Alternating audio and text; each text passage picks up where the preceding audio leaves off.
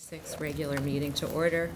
I'm going to start it immediately. I'm going to ask that you rise and that you join me in a moment of silence to remember the students and their teachers who died tragically in Uvalde, Texas.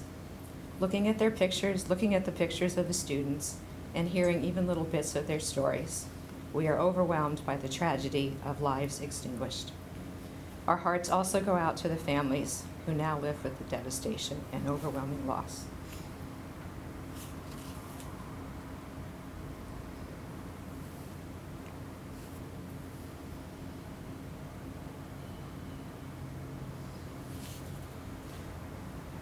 Thank you.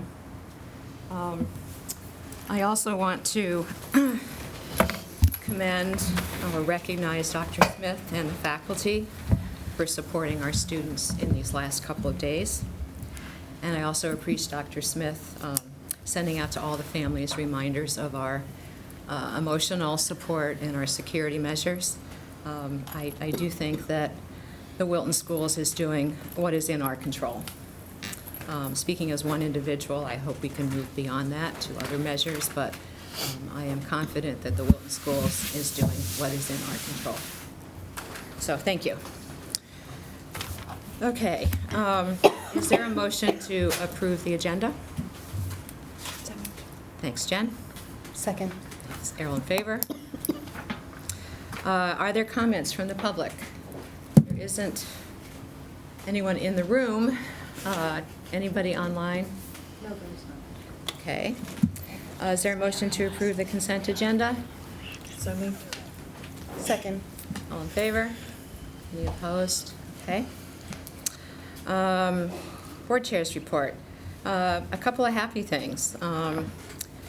One is, oh my God, you guys. You need to have seen Legally Blonde, which was a spectacular show, and it was, so just, great. just an amazing, well, as usual, in the Wilton tradition of outstanding musicals, but thanks to all the kids and the behind the scenes and the musicians and all of that, it was amazing. Also, the Hall of Fame induction ceremony was spectacular, and we owe a round of applause to Lucille for having all Thank you. But anyway, it was quite an honor to be able to induct four other new members, and Dr. Smith and I agreed that we need to figure out how to reach out to and find out more information about our graduates, because there were such stellar, outstanding inductees that you go, oh my gosh, we've got to find the rest of them, you know.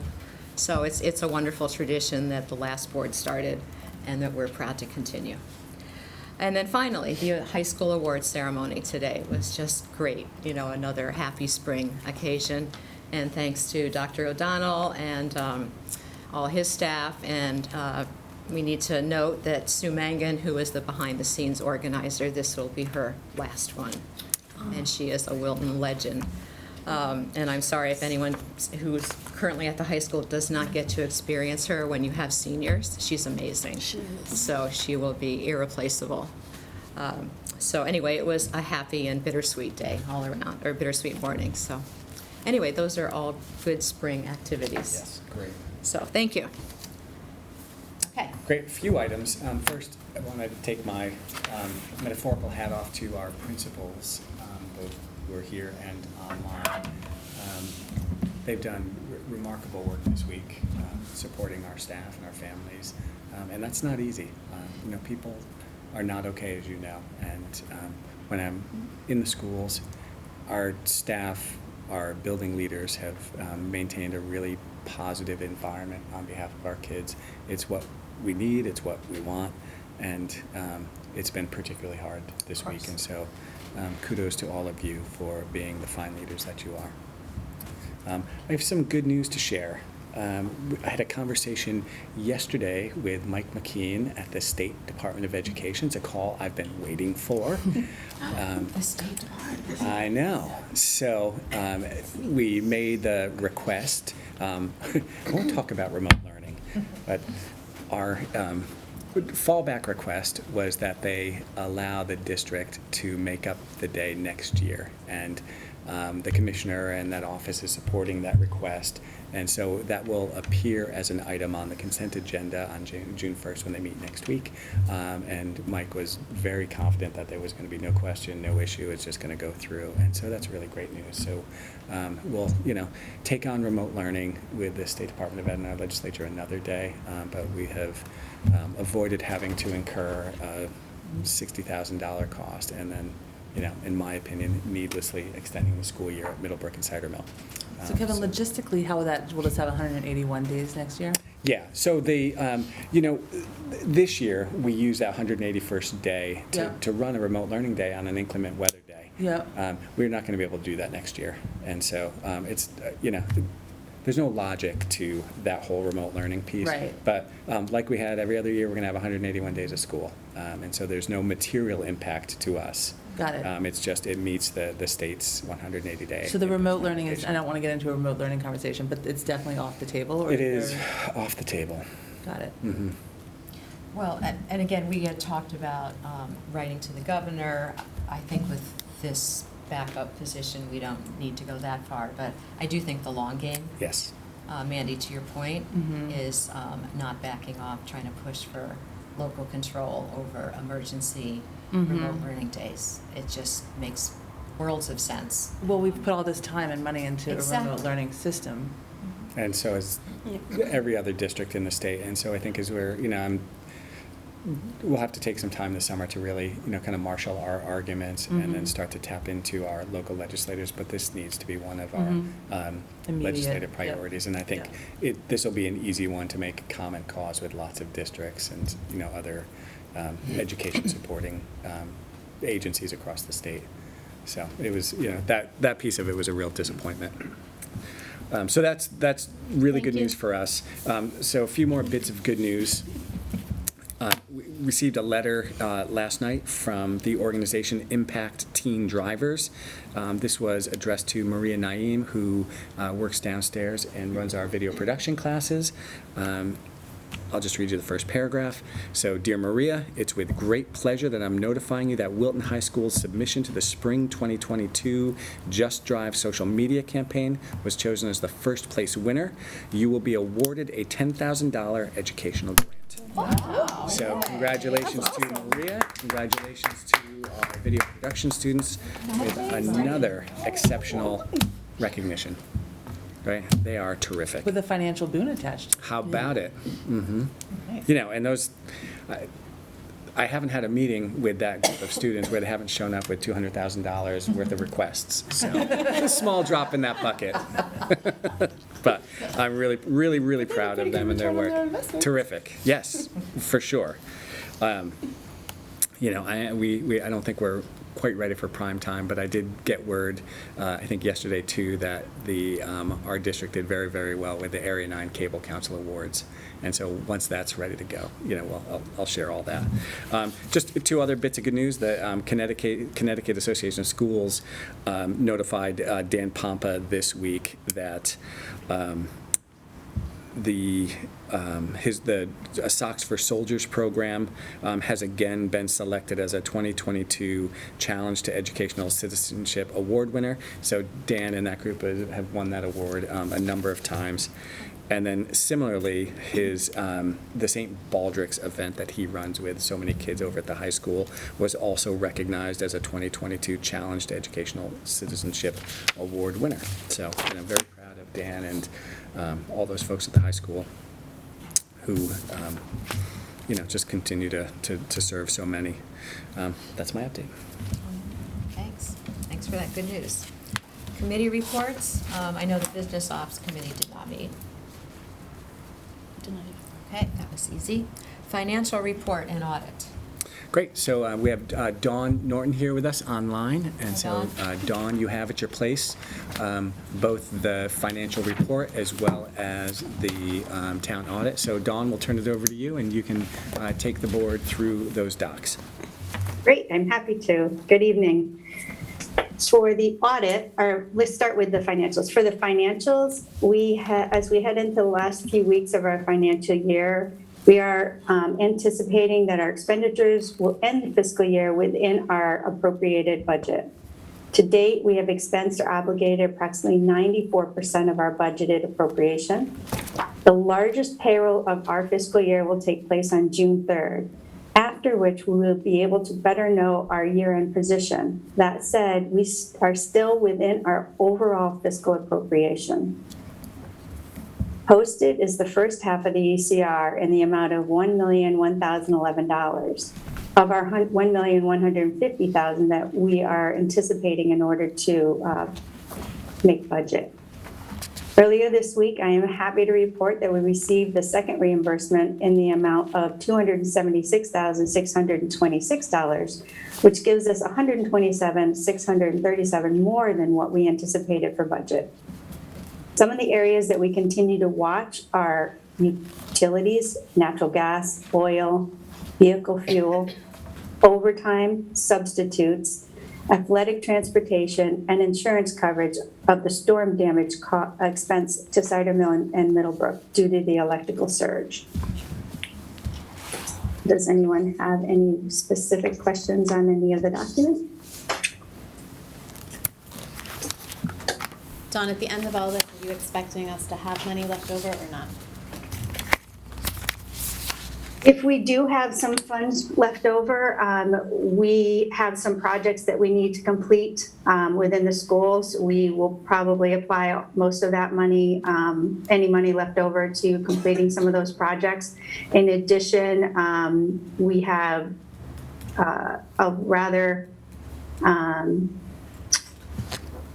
we need to cover our any fuel costs that we have. We have some overages there. In addition to that, any funds that are left, we'll put it in our insurance reserve in order to cover some of the insurance for next year should our claims come in worse than what we anticipate. Okay, thanks. Sure.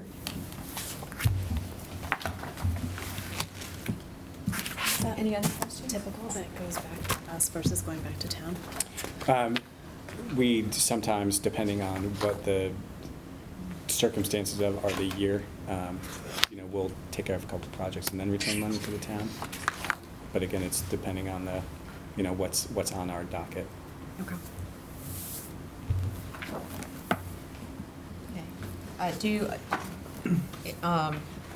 Do we have all the information on special ed in terms of expenses?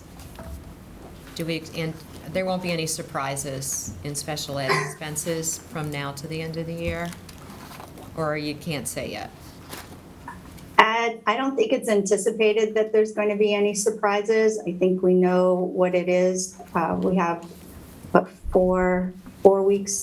weeks left of the year. Hopefully there aren't any surprises. Okay. Yeah, and I did meet with Andrea, I think at the end of last week, and we reviewed just kind of where we were, and, she affirmed the same thing, that, while there's always a possibility, there's nothing on the radar. Good. All right, great. All right, so you're pretty confident that we're going to end up the year in good shape? Perfect. Okay. Great. Do you want to take them through the couple pieces of the audit? I'd be happy to.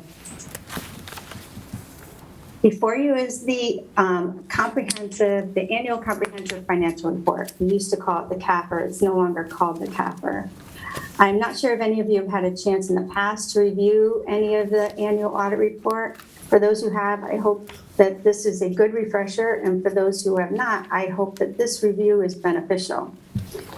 As my memo states, my objective tonight is to give you a brief overview of what is in the annual audit. It is not to explain the financials within the report.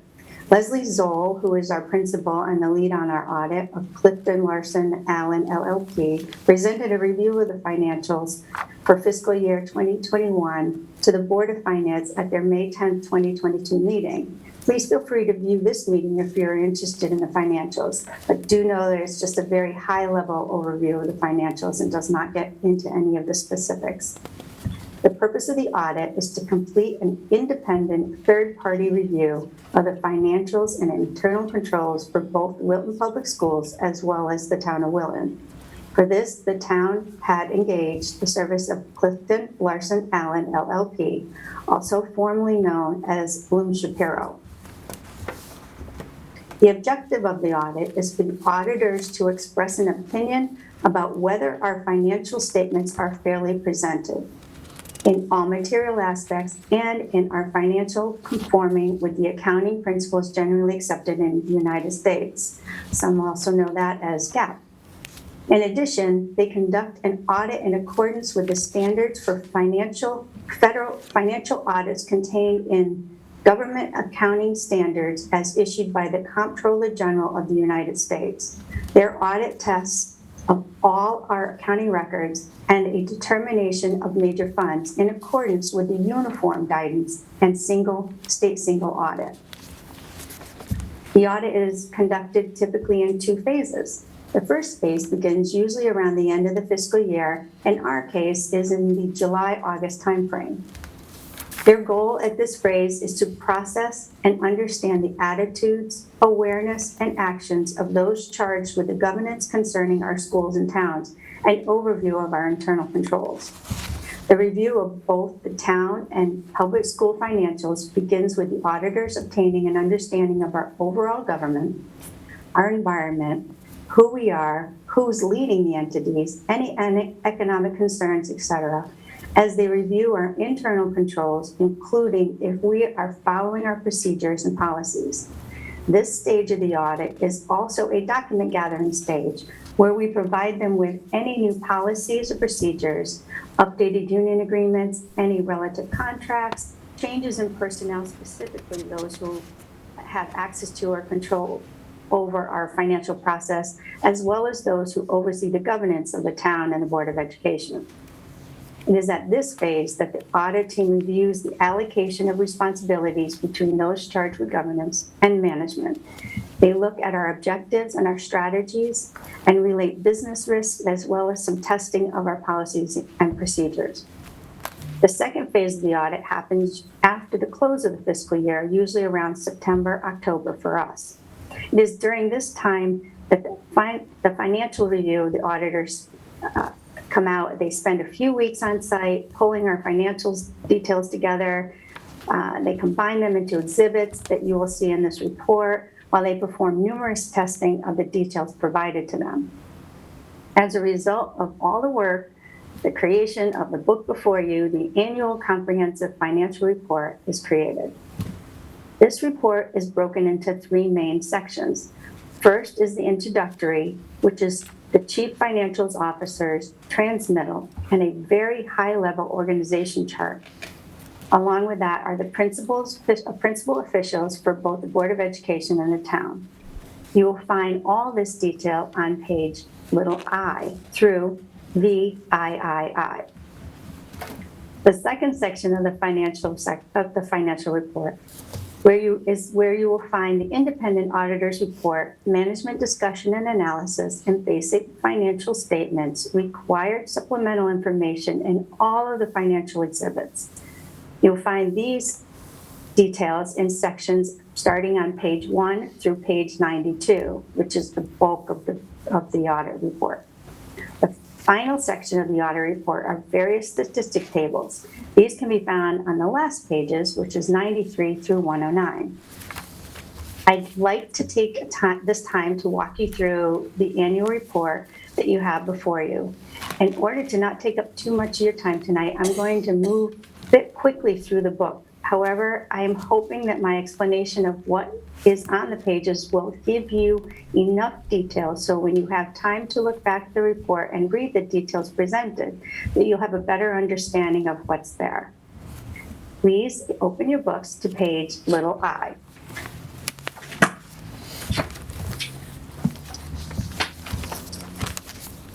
This is the transmittal letter issued by the Chief Financial Officer that gives an overview of the year in which the audit review pertains to. Please turn to page 1.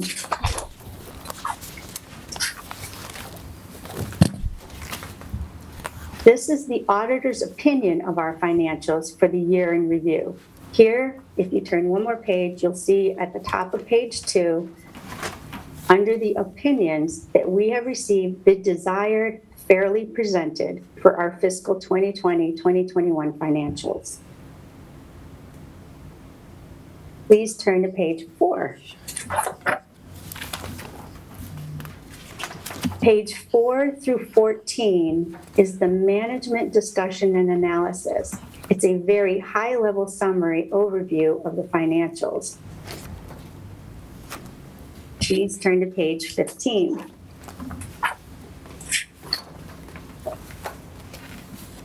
This is where we get into the meat of the audit itself. Page 15 starts the basic financial statement section. Exhibit 1 and Exhibit 2 are the governmental and business type activity financials shown on a full accrual basis of accounting. A full accrual basis of accounting is similar to how a corporation or a non-public entity would produce their financials. A couple more pages in is Exhibit 3 and Exhibit 4. The next 2 pages are the same financials as shown on a modified accrual basis of accounting. The difference between these 2 types of accounting is displayed on these exhibits on page 18 for Exhibit 3 versus Exhibit 1, and on page 20 for Exhibit 4 versus Exhibit 2. Basically, they're the same information, but on a modified and a full accrual basis. What that means is that some detail will be on the Exhibit 1 and 2 that will not be on Exhibits 3 and 4. Please turn to page 21.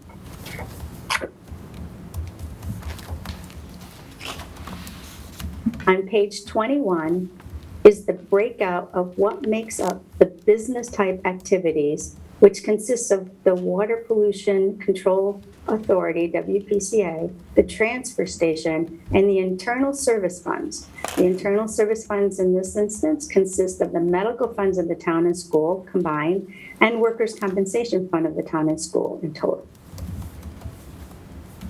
As we move on, please turn to page 24 and 25. This is the accounting of the trust funds, which is our pension and OPEB. All the reports in this book so far at this time have been combined town and Board of Education. Starting on page 26 is probably the most information that will be beneficial to anyone reading the audit book itself. This section here, pages 26 through 69, are the notes to the financials. It explains terminology used throughout the book. It explains all the information on the individual funds that we have, what pertains to them, what was used in the accounting process, and how those funds are managed. If you could please turn to page 70.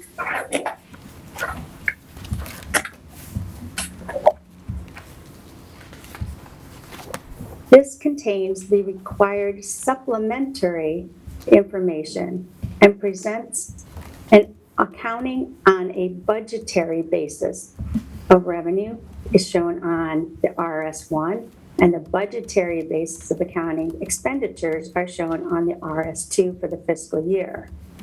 If you turn to page 73 on RS2, we finally get into one specific area of just the Board of Education financials. Here is the RS2 detail of the expenditures. About halfway down the page is the Board of Education in total. And it's shown with original budget, final budget, which means any adjustments to the original budget, and then the actual. It also gives a variation to budget to actual.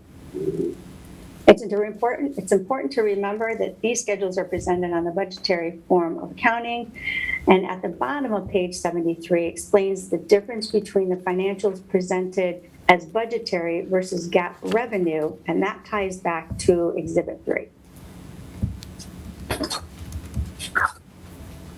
Please turn to page 84. Almost there. This section is a listing of all the non-major governmental funds. And I apologize for the layout in the book. It seems that whoever at the audit firm that printed the book didn't do a very good job. The detail of these funds is shown as part of the total exhibits in the beginning of the book under the overall governmental grouping. Here, you'll see Board of Education's grants, school lunch, student activity, and continuing education programs, among others. And lastly, continuing to page 88, starts the review of the combined board and town internal service funds, which include the medical funds and the workers' compensation. The very last section of the report is the statistical section with various tables of useful information used by readers of the audit, the auditors, when they do their overall view of the school and town, and is also taken into consideration when we have a rating call for our bonding. That's my review of the audit book. Any questions on anything? Dawn, what page were the athletic fees, tuition, continuing ed? I missed the page number you gave for that. I don't necessarily, you won't see that broken out. I don't think it's broken out within this book, Okay. that specific detail. If it were a fund in itself, it would be broken out, but the athletics is not a fund in itself. And the auditors choose only to, at this time, we can change that if we want, to show the total expenditure budget for the Board of Education on that one RS2. Okay, and then continuing ed, that's not a fund? No. Okay, got it. And my last question, and again, I need to go through this because, you're up here and I'm down here. It's actually, on the continuing ed, in the, what pages? On the schedule that you didn't like, the way that it printed. Yeah, Yeah, exactly. because they're like It flip will- odd in the book. Yes, it's on there. Yep, that's continuing. Continuing ed is it's called the Special Revenue Fund. It is a fund in itself.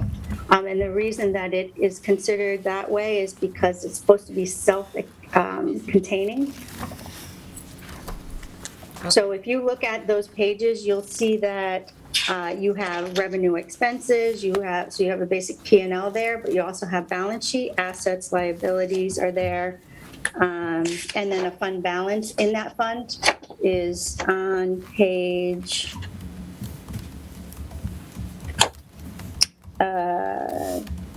86. And Dawn, the lunch fund's on the same page? Lunch fund is on the same Yes. page as well as the grants and student activities.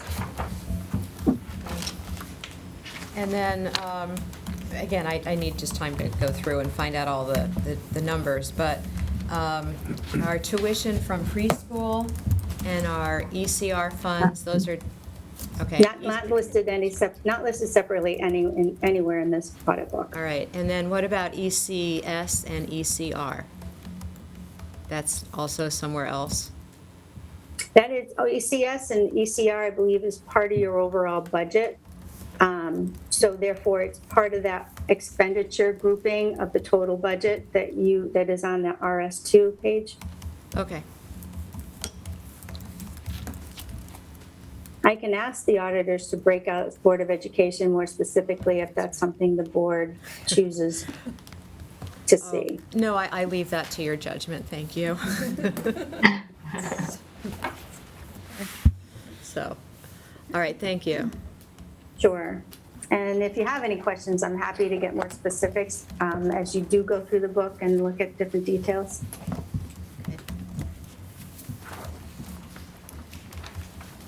All right, hopefully that's useful. I don't, in the years I've Yeah, been I here, I just don't know, need I to- think this is the first time at the board Yeah, table. thank you for We've had taking us through it. CFO take us Yeah. through. I know Yeah. we did a tri-board meeting a couple of years ago where That was great. Ann did that, but, so you can see a whole financial picture. Yeah, this And is- the audit was clean, which is always, Bottom in line. town, we take a lot of pride in making sure that we have good controls in place, and so. All right, so there's nothing on the Board of Ed side that warrants attention or revision or correction?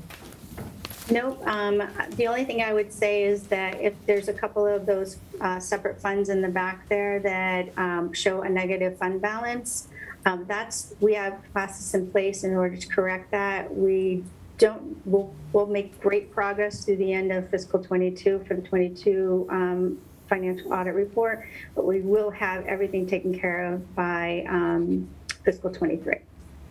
Yeah, the two big ones are the lunch fund, Lunch as you know, and the continuing ed fund, and those were both pandemic-related. Yeah. Kevin, when Right, we correct. say we continue to watch the utilities, the natural gas, the athletics, what is, define continue to watch? Like, Well, so that with the utilities, it's really the rate, and if you look at fuel, like, Right, there's not much diesel, we can do. hit 6 Yeah. or something the other day, so. Yeah. Where, I think when prices are good, there's an interest in locking in and buying a bulk purchase contract. When prices are high, there's not. So, Yeah. that's, when we say that's what we watch. And then with the, electricity, we're looking at rates and usage here across the district. And then what about overtime substitutes, transportation and the insurance? Yeah, so the overtime, that's an account line we always watch, and that's primarily the custodial overtime. And we pay attention to that. We had a big hit to that account because we had a bunch of guys in for the storm recently. The substitute line, again, primarily because of COVID this year, we've just had I think at this point, a larger than anticipated number of absences. And so, that line, I think we're over budget on that line as well. And then there was a third one you mentioned? The athletic transportation. Yeah, so same idea. So we budgeted for transportation. STA provides the vast majority of transportation, but as you recall, Yeah, they're out. transportation providers have really struggled across the country. Yep. We've been fortunate because STA has been able to manage the core of our runs. But we've had trouble getting enough buses and drivers, it's primarily drivers, from STA to do, The additional. yeah. And so, in a given week, we might have to contract, with 2 or 3 buses with an outside provider to get our kids to a baseball game, to a football game, to wherever. Got it. I was more thinking like for next year, is there anything we can do now to like mitigate that? Yeah, I mean, Those risks. it's a good question. I mean, I think it's really COVID dependent. I think that there's been a shortage of drivers, and I think the first strategy would, have STA hire as many additional drivers as they can carry, so they can manage the routes. We've also, in the past gone out to contract. We haven't contracted for athletic runs, but we've contracted for some sped runs. And so that's something, we could look at if we thought we needed to. And that'll merit a conversation with STA as we wind down the school year.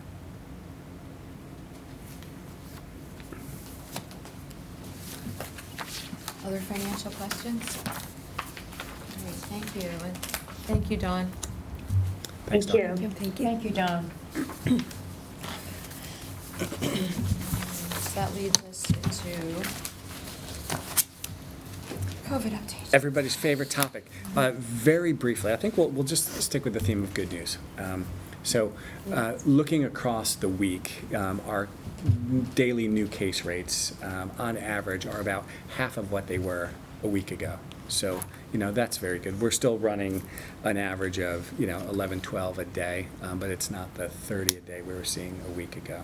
As I track the larger databases, so the Connecticut database, they're reporting a week-over-week decrease of, I think it was like 90 to 60 week over week. So that's a good indicator that, we're coming out of this surge. And then similarly, COVID Act now has moved Fairfield to the medium risk level. And we're also in recent days seeing a downward trend.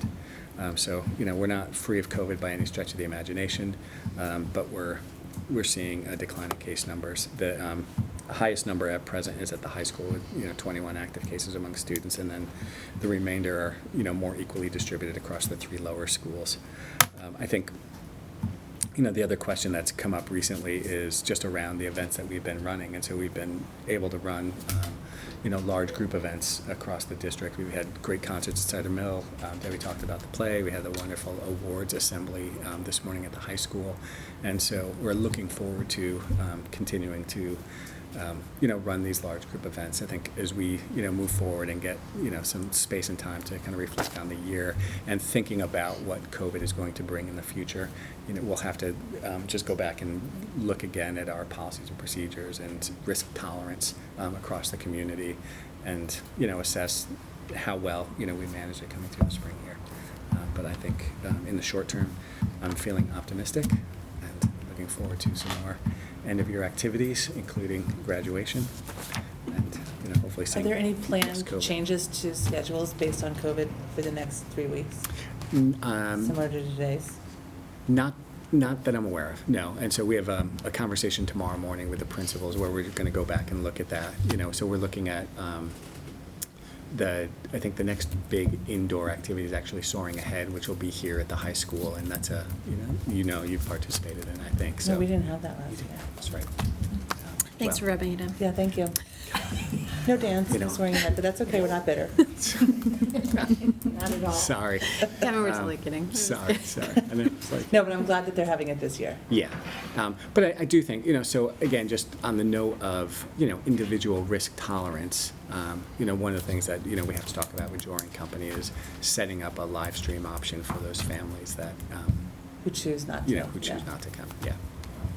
Right. I mean, if the weather is nice, is there the possibility to move it outside if people are concerned, or is it too hard to pivot, or what's? I'd have to talk to Jory and his team about that. Okay. I mean, with enough planning and time, you can move anything outside. I think the weather and how reliable the weather forecast is the one variable. That's also a nighttime event, so you've got the setting sun to deal with as well.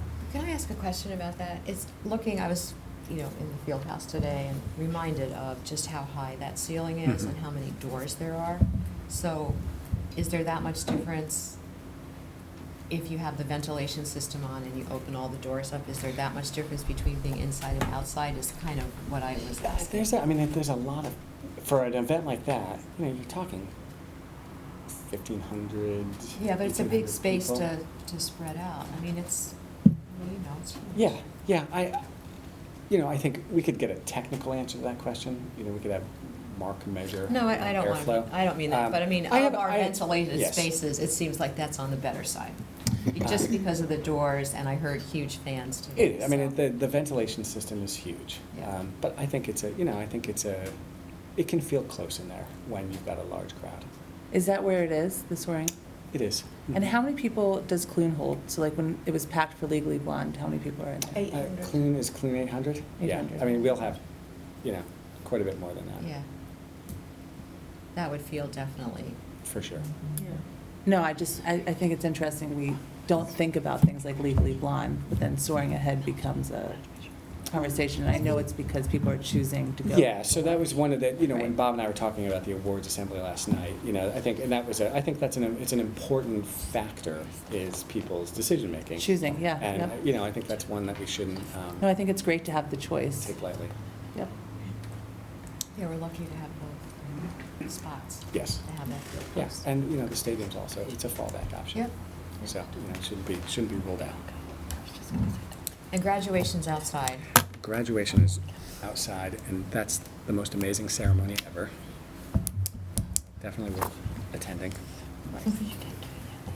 Okay, thank you. So you're taking us to Walt Disney World? Yes, so I wanted to make the board aware, you can file this under return to normalcy. A week ago, the high school music department submitted a field trip request form to take a large group of students to Disney World for 4 days next May. Per our field trip policy, because this is a domestic trip, it doesn't require board approval. I get to approve it. I intend to approve it. So I just wanted to take a moment tonight and just make the board aware that they've made this proposal. It's wonderful. Disney World has a long practice of hosting large musical groups from high schools all probably around the world, certainly locally here in America, and the experience is very strong. So it's a part business, part pleasure trip. The kids will go, they'll perform, they'll work with some of the Disney singers, they'll record some of their pieces in the Disney recording studio, and then they'll get to have some time in the park. And so what our staff has proposed is 4 days, a Friday through a Monday, the May 10th of 2023 through May 13th of 2023. They put this in front of me now because it's expensive and they want to have as much lead time to fundraise as possible. So I'm excited for them. I fully endorse the trip, and I'm hoping they can do a ton of fundraising and get as many kids to go as are interested. Kevin, I remember like 2 or 3 years ago, discussions about international trips. Have those started, have you had discussions about some of those? We have. Our science department, probably the one you're thinking of is maybe the trip to Costa Rica. We had another group go off to Germany that same summer. The science teachers wanted to, they were really hoping to be able to rerun the Costa Rica trip this summer. But the CDC at the time, we had to make a decision, was still flagging Costa Rica as a high-risk travel area because of COVID. Yeah. And so we just deferred for another year. So That's good that they're thinking about that. They are, and they're committed to it. It was a fabulous trip when they went the last time, and so they're Awesome. chomping at the bit to get that going again. Any comments? All right. I'm glad you're going to Disney. That'd be great. Yeah. So I don't think I'm going. Lots of other people are going.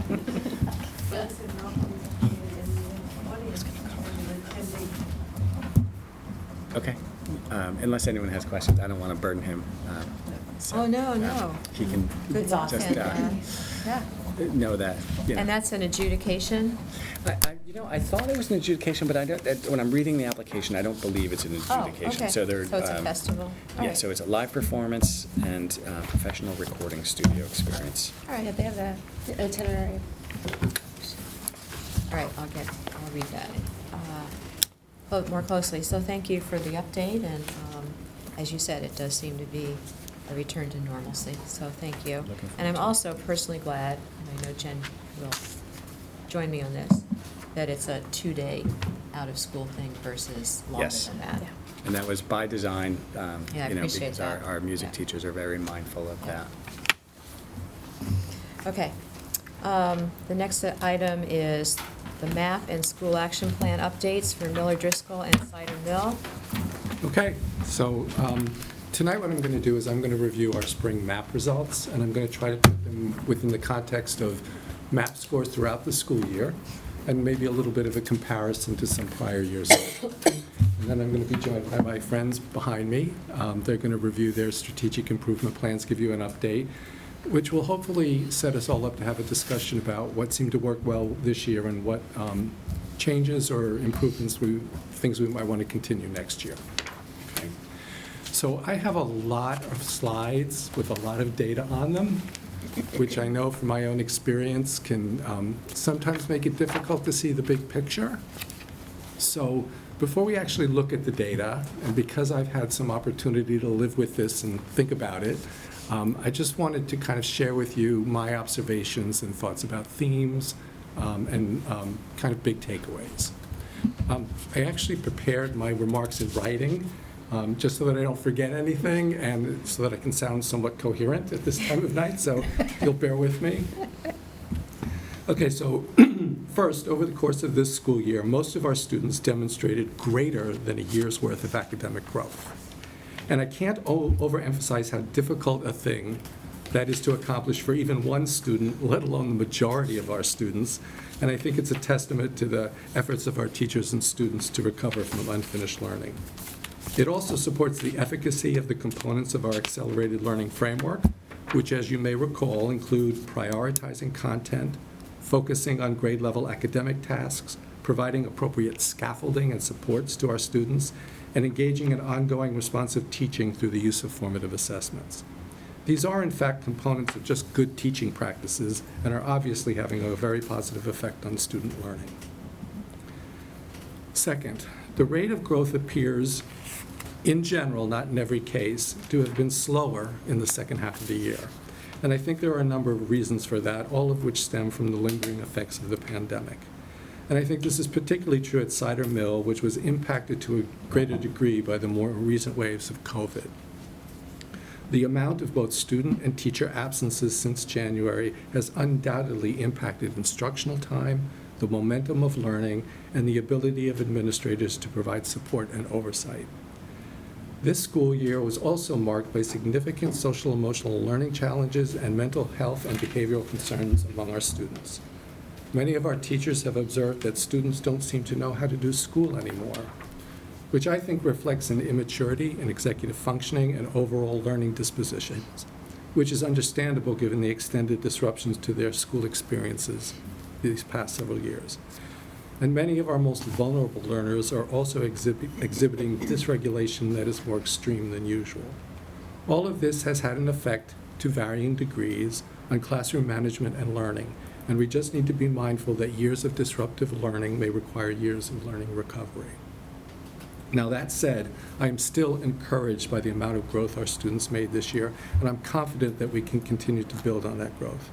I believe that we have put the right things in place to support our teachers and students with unfinished learning, and that we can continue to enhance and refine those supports moving forward. And as we review this data, I will try to share our best thinking around which grade levels and instructional domains we need to focus on next year. Okay, so Lucille, if you could just forward to... So what you're seeing here are the percentages of students who meet benchmark. And we have winter and spring. We don't test kindergarten students in the fall. We like them to get acclimated to school before we test them. So for kindergarten, we only have winter and spring. But what you'll notice here is some nice growth. We started at 47%, we got up to 64%. What I think is particularly encouraging about these results, if you go down to the bottom under foundational skills, that was our highest score. Foundational skills are things like, particularly in kindergarten, phonemic awareness and the beginnings of phonics. And as a result of our curriculum review a few years ago, we put into place Haggerty screening, Haggerty curriculum, and the TC phonics units. And I'm seeing some positive results of that. Next slide. Here's math.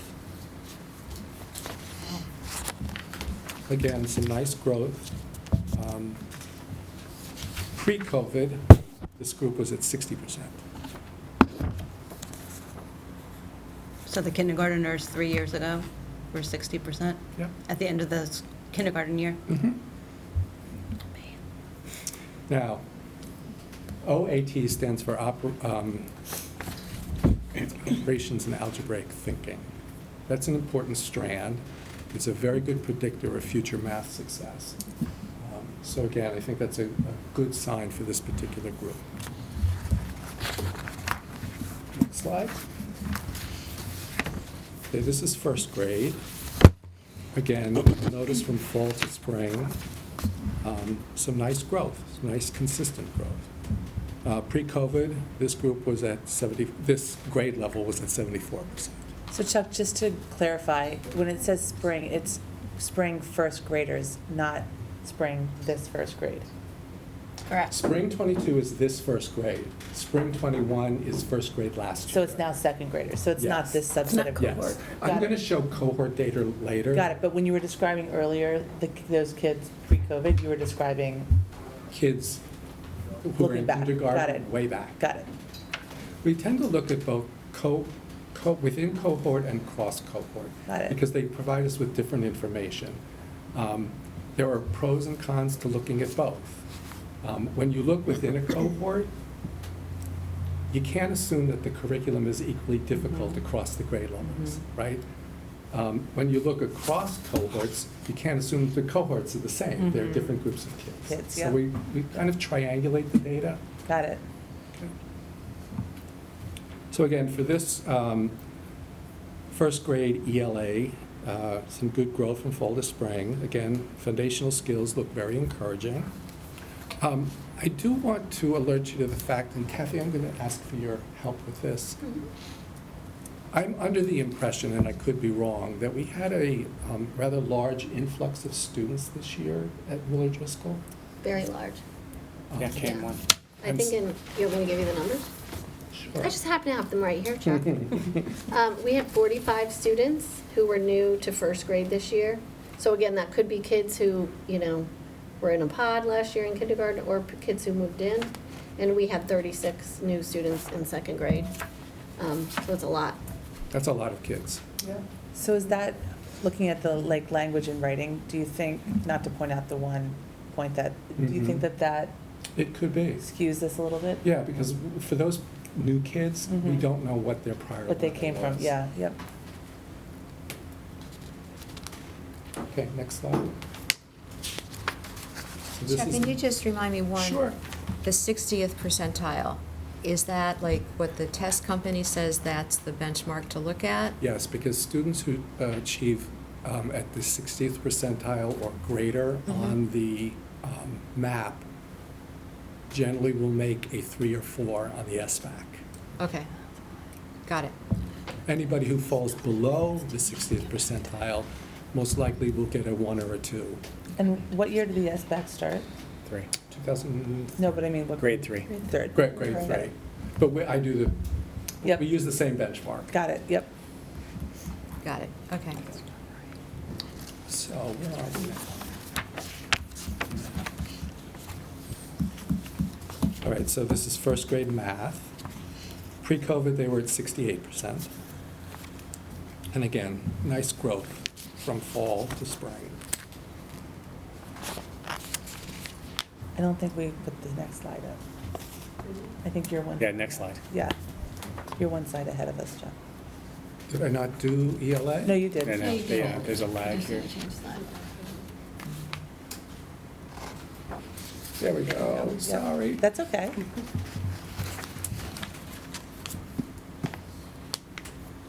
Right again, pre-COVID, 68%. Right, next slide. Okay, this is grade 2. Pre-COVID, they were at 73%.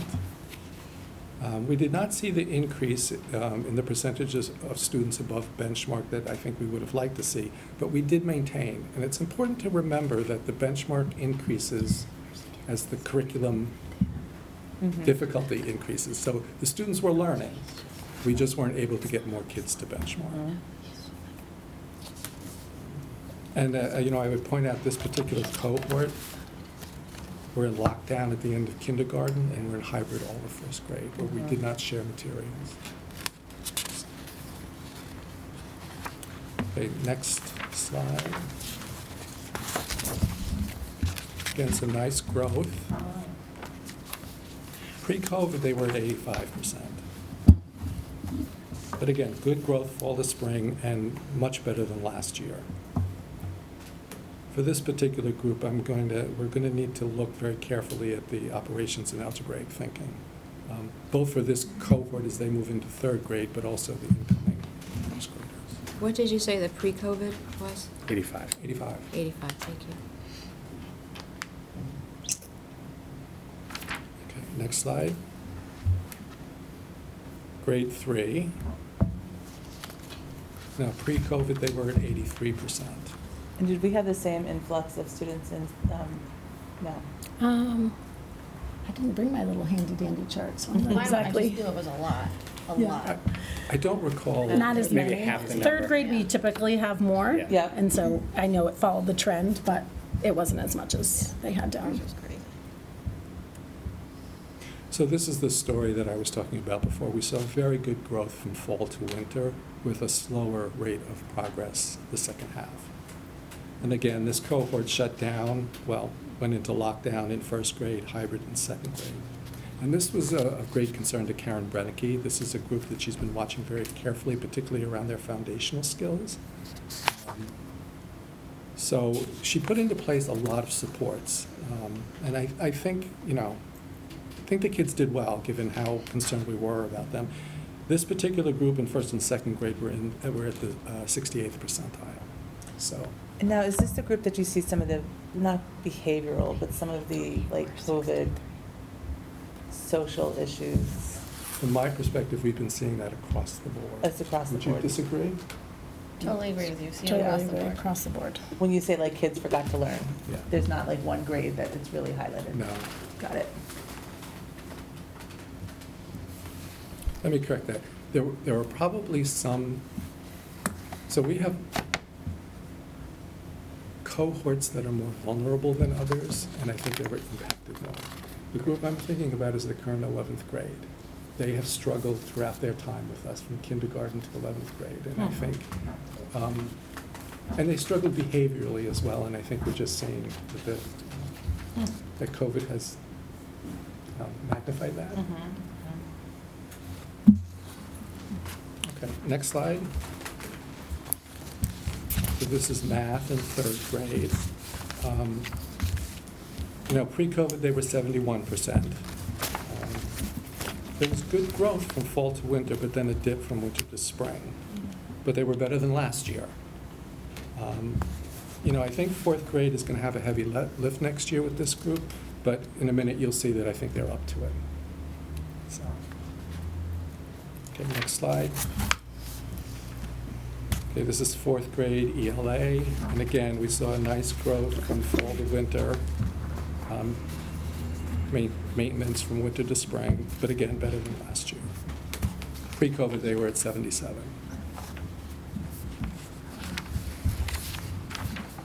Next slide. Okay, this is fourth grade math. Pre-COVID, they were at 61%. And again, I think quite an impressive growth across the year. And much better than last year. Next slide. Okay, pre-COVID, this is fifth grade ELA. Pre-COVID, they were at 72%. So we're getting closer to having recovered to where we were before. Chuck, why do we never see like 80s and 90s? Right now, we don't see 80s and 90s, I think, because of the pandemic. But I have some data that I think you're going to like at the end. But I mean, do you like typically look for, I mean, it seems like we're right in the 65 to 70. Like, how do you define success? Take the pandemic out of it. Okay, generally speaking, you want to see that 80% of your kids are meeting benchmark. That's a kind of a rule of thumb that your core curriculum is meeting the needs of a significant. Got it, so 80% is our, okay, that's what I was kind of getting to. And I'm not saying this isn't good, I was just curious what like good looks like in a non-pandemic. Got it. Wait, but do you mean 80% at the 60th percentile? Yeah. 80% of the kids are hitting the 60th, Right, not that's 80% of the kids, yeah.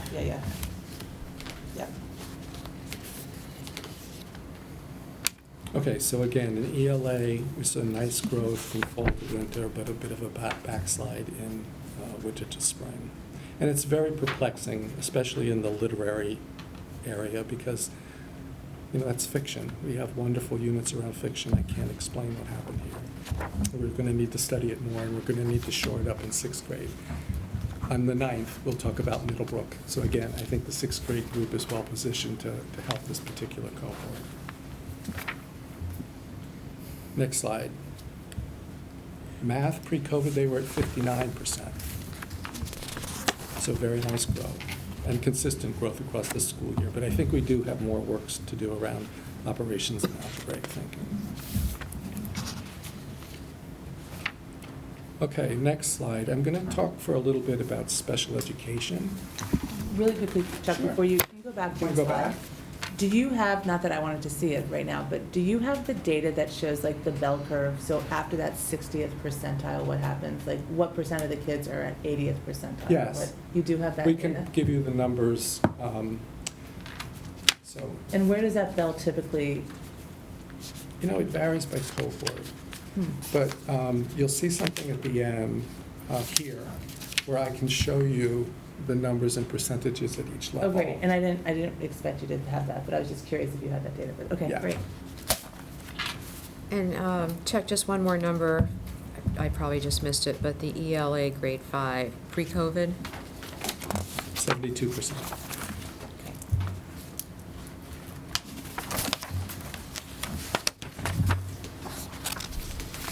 Can I move on to special ed? All right, so this is the percent above benchmark for students who receive special ed supports and services. You'll see in K and 1, very good growth. And what is benchmark equal Y? That means that, yes, they're in special ed. Oh, got it. And the benchmarks are the same, though? Yes. Got it, 60.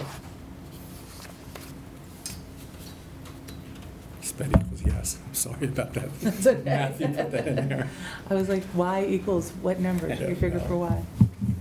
It's a math test. Got it. It's kind of how we do the spreadsheets. Yeah, it's all good. Yeah. I'm not sure what's going on in second grade. We're going to need to study that more. Yeah.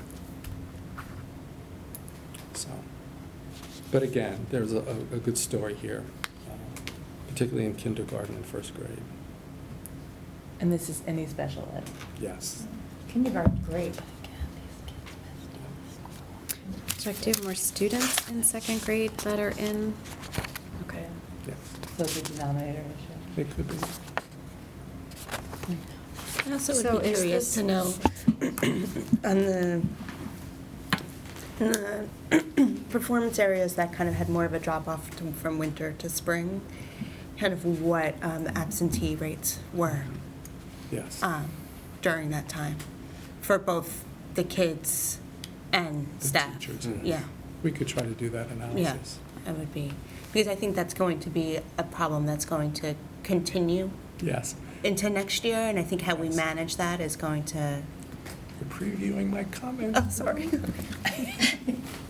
That's okay. I'm glad you're thinking. Yeah. Good. Chuck, any observations about why the pattern, diminishes K1 and 2 in special ed? Is that material? Is that, difficulty and the gap starts to appear? Or is it because they're totally different cohorts of kids? I think a lot of it is a cohort issue, and I think some of it has to do with, the second grade, the curriculum ramps up a lot in terms of the thinking that we expect from kids. So. Yeah, I mean, no, I'm Kathy, would just, you- they did both of them. I think did. that's a Right. piece of it, but I think you have to realize that the effect on the kids over time. So the students right now in second grade, right, every single year of their elementary career has been impacted by COVID. Yeah. And many of the students who are in special education had parents who kept them home last year. So even when we were hybrid or in for 4 days or things like that, a So lot of this those is kids degree were of home. COVID impact versus Absolutely. Yep. the material is like It's super both. ramped up? I mean, I think the material ramps up. Okay. And the level of independence and stamina that you need to take the test is very different. So the map has changed over time. It's much more difficult. The baby test that they call our test the baby test at Cider Mill. But it is much harder, and there is much more that the kids have to read independently as opposed to listening and being able to answer in that way. So it ramps up, but then with this particular group, the COVID piece is huge. That's a good point. I mean, kindergartners, there were 3 during the height of the pandemic, So. yeah, It's hard. crazy. Okay, next slide. This is Cider Mill Special Education. Actually, very good growth except third grade math. We're going to have to look into that. So Chuck, this is saying only 12% of the kids are at the 60% benchmark. Yes, in math. On the spring administration. For special ed kids. For special ed, yeah. And they were at 35% in the winter?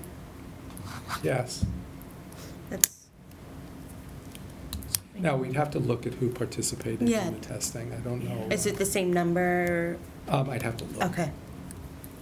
We did have, I think, well over 95% participation rate for all of the administrations, but I didn't disaggregate it by special ed, Right, so I'd have to okay. look. And do these numbers ever get skewed? Like, do you ever have situations that a larger number of children are in special ed in the spring that were not in special ed in the winter? Or is Yes, that? and I'm going to go over that soon. When we look at the number of kids, I'll show you. Special ed is fluid. Right, right. So is that's what I was intervention. thinking. Kids kind of go in and out, so Yeah. it's very hard to get a hard, It's not apples to apples everywhere. Yep, I get it. And do you have a sense of the size of the group? Because sometimes the swings, the smaller the sample size, Yeah. so we just don't have a sense of, right. you know, So one of the is that reasons- 20 kids or 50 Yeah. kids? That's all. I had the numbers in there, Debbie, but some of them are so small that we've been advised not to share that information publicly because it could inadvertently allow some members of the public to identify who those kids are. But I could get you those numbers. No, I'm just saying, but each kid, if it's a group of 10, Yes. then any one who goes down, Yes, there's a you skew huge. the number. Yeah, it skews the Absolutely. number, it's different. Right. Yeah, so I just think we ought to be careful. And that's why it just helps to know this, The the story. group size. Yeah. Do we have classes that the special ed numbers are that small? Classes being like third grade or fourth grade? Some of the numbers were very small. Yes. For the special ed or for the special ed taking the math test? Especially taking the math Got test. it, got it. Okay. But again, I want to celebrate all of the other great growth. Yeah, no, there's Because a lot to I don't know if you've celebrate, yeah. recalled, but in prior years, sometimes our special ed kids our kids who receive special ed supports and services don't grow as much as we'd like. And so, Yep. you know, I attribute this to the work that our classroom teachers are doing around accelerated learning, and they're really doing it for every single kid in the class. Yeah, I mean, 16% to 29% is amazing. Yes. I mean, in terms of growth. Yeah. You know, Yeah. as a number in itself, maybe not, but as growth, it's Yeah. good. 18 to 38, same. Yeah. Really substantial. 29 to 44. Mhm. Yeah. Okay, next slide, and I apologize in advance for the way this looks. This was a cut and paste in haste. What I'd like you to do, can I actually stand up? CPH? Go for it. Can I actually stand up and point? I think it might help. I'd like you to focus on the highlighted areas. So what I'm showing you here, this is just a different way of looking at the data. This is the numbers and percentages of kids who fall below benchmark across the year. So over here is kindergarten. Remember, we just gave it in the winter and the spring. The total students, 135 in the winter were below benchmark. In the spring, there were only 90. So we got a significant number of students above benchmark. In terms of high needs, again, significant numbers, it dropped. Less kids are below benchmark in the spring than were in the fall. And this goes back to your, the Denominator. numbers change. Yeah, You'll yeah. notice over here we have an asterisk. It's Yeah. because the numbers change so much. Same here in math, from 113 to 75 and from 17 to 13. Now the story across this is that there are some good stories and some not so good stories. First grade, ELA, 112 down to 76. We went from 15 to 23, but you'll notice the percentage went down a lot because kids were added to special ed. In math, 108 to 84. And again, 17 to 25, but the percentages really aren't that much different. Because again, I think a large number of kids were added in first grade this year. Yep. And over here in second grade in ELA, we saw a little bit of an increase in the number of students who were below benchmark in both the general population and in our high needs groups. In math, nice drop in the number of kids below benchmark and in special ed. Make sense? Mm-hmm. This is one of the ways that I look at the effectiveness of not only the general ed program, but our intervention and our special ed services. So next slide. That'll be slide in there. Okay, so ELA third grade, again, we saw a nice drop in both ELA and in math, except for the high needs students. But again, we may have added a number of students. In fourth grade, a slight drop in both populations, in both reading and math. Here in fifth grade, We saw an increase in the number of kids who fell below benchmark in ELA, but less so in math, about the same in special ed. So overall, the picture for me is we are getting more and more kids to benchmark. Okay. Now, this is going back to cohorts. This is going to require some explanation from me as well. You need to remember we didn't give the map in spring of 1920 because we were in lockdown. Yep. Right? So you have where these groups of kids were the year before and the past 2 years. And I tried to highlight the cohorts as best I could. I'm going to start over here. I actually think I need my paper here. Beautiful color highlighting, Chuck. Tried. So you It makes it notice very easy to read. the kindergarten, we did see a slight increase here, right? From here to here. That group grew. We got more kids to benchmark. The next group would be, there was a slight drop, well, more than a slight drop from first to second grade.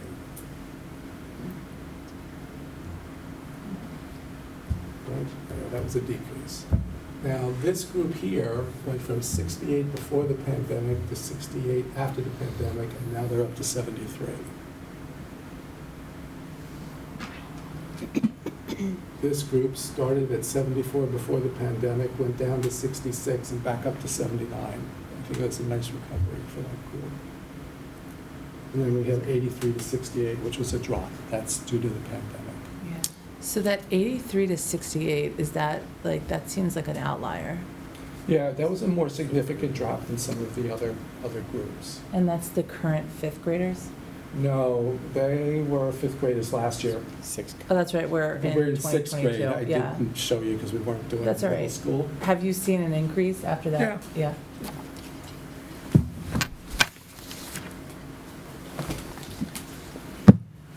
So,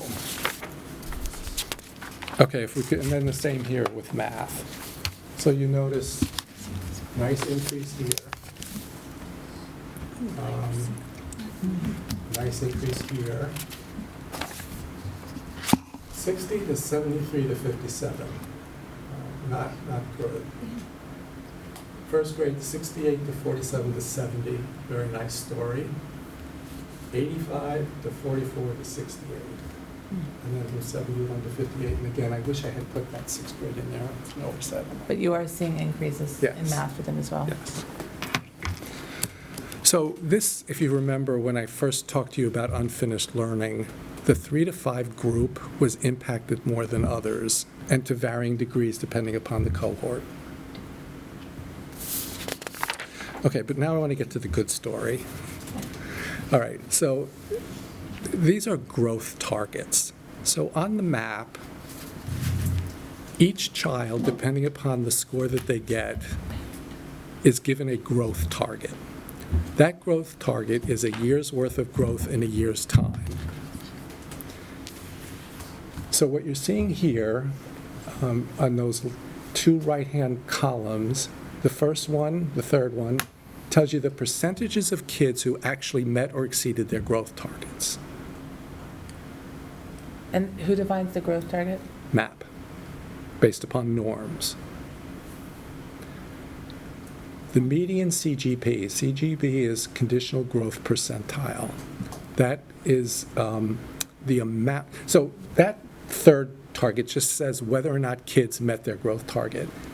The last one is how much, the percentages of their growth target that they met aggregated over students.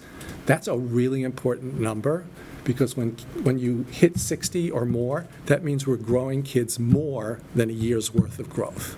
So how much aggregated over a target? Okay. Right? If they were at 50%, they grew a year. Yeah. When you get to 60%, it's significantly more than just a year's worth of growth. So you notice this is where, I mean, the majority of our kids are growing more than a year. Now, second grade, I would like to see that over 60. So that's an area that we need to dig into a little bit more. Can you go to the next slide? This is math. Again, very, very nice numbers. The majority of our kids are growing more than a year. Next slide. Now, it's less dramatic here in the 3 to 5, and again, this is the group that was most impacted by COVID. But you'll notice in 3rd and 4th grade, they're hitting that 60-degree mark, that 60 CGP. So they're growing more than a year. 5th grade is an area that we're going to need to look a little bit more closely at. Although if you go to the next slide, you'll notice 5th grade math, very nice scores. But 3rd grade reading is an area that we need to look at.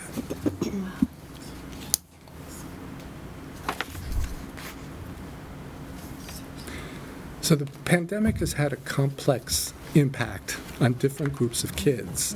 Yes. And it's hard to tease out exactly what it is. Okay. Next one. This is special education. Again, very good story in 1st and 2nd. Not so much in kindergarten, but, I don't know, Kathy, you can chime into this, but with our kindergartners who receive special ed supports and services, I believe it takes our teachers a while to get to know the kids, and I think over time, across their time at Miller Driscoll, we see increasing effects of the special ed supports and services. Would you add to that? I would. I'd also add that students who are in special ed in kindergarten, because many of them came out of our preschool, have more significant disabilities. Yes. You're right. And the other students aren't identified until a little later. Now, when you turn to the next one, you have almost the exact opposite. They did great in math. 2nd grade, not so much. So that's an area we've really got to look at more closely. And again, same groups, but disparate impact. No common thread, Right.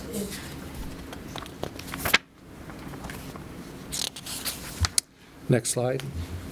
Okay, you're already there. So this is growth. And again, 3rd and 4th, great growth. And it's not bad in 5th grade. They're growing more than a year, but not to the level we would like to see. And then math.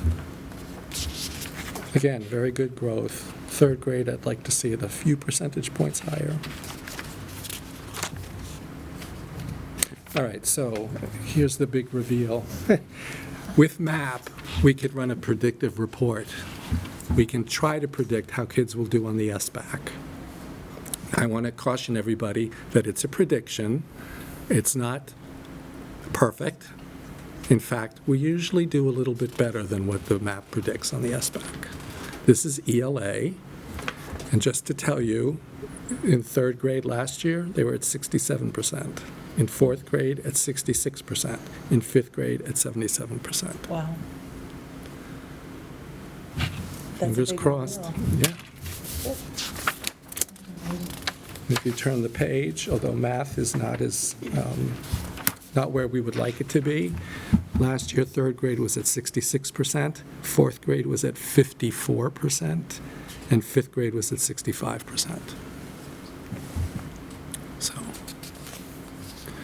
So, again, I think this is just a testament to the work that our teachers have been doing and our kids have been doing to try and recover from the impact of the pandemic. As you can see, the results aren't uniformly consistent across grade levels or across subject areas. I think what we need to do now, my colleagues and I, along with you, is to discuss a little bit about what are our next steps, what worked, what can we build upon, and what do we need to refine.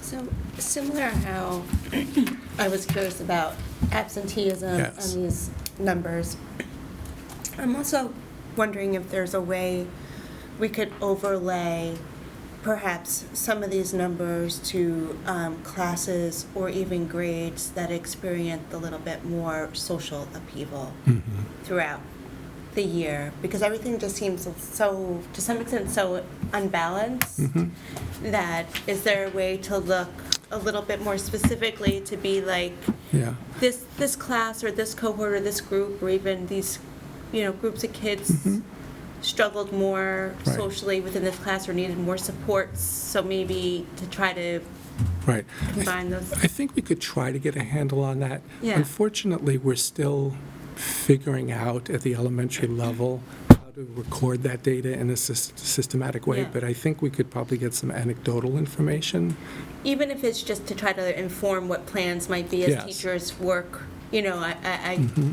I think in my mind, what I'm saying is I'm concerned about the second graders going into third grade. And just making sure kind of that information Yes. transfers, and the fifth graders kind of going up to Sixth grade. to sixth grade. But isn't that every year? Do we have that? Every year, we usually see a dip in third and sixth. Yeah, that's Right Yeah. now, we're seeing it in second and fifth. Yeah. Yeah. So just kind of, I'm just wondering, if there is kind of a pattern that maybe could be Yeah.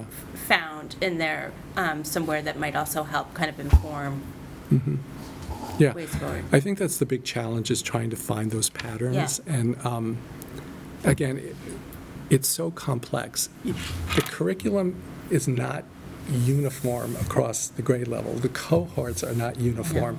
And that interaction between cohort and curriculum over time, it can be really hard to sort out causal effects. Yeah. But I think we could discern some big ideas. I can say that from my perspective, and I would welcome my colleagues' input on this, from my perspective, what makes the biggest difference in terms of growth, what accounts for most of the variability in growth, is the classroom teacher's ability to implement the acceleration framework, do all of those things.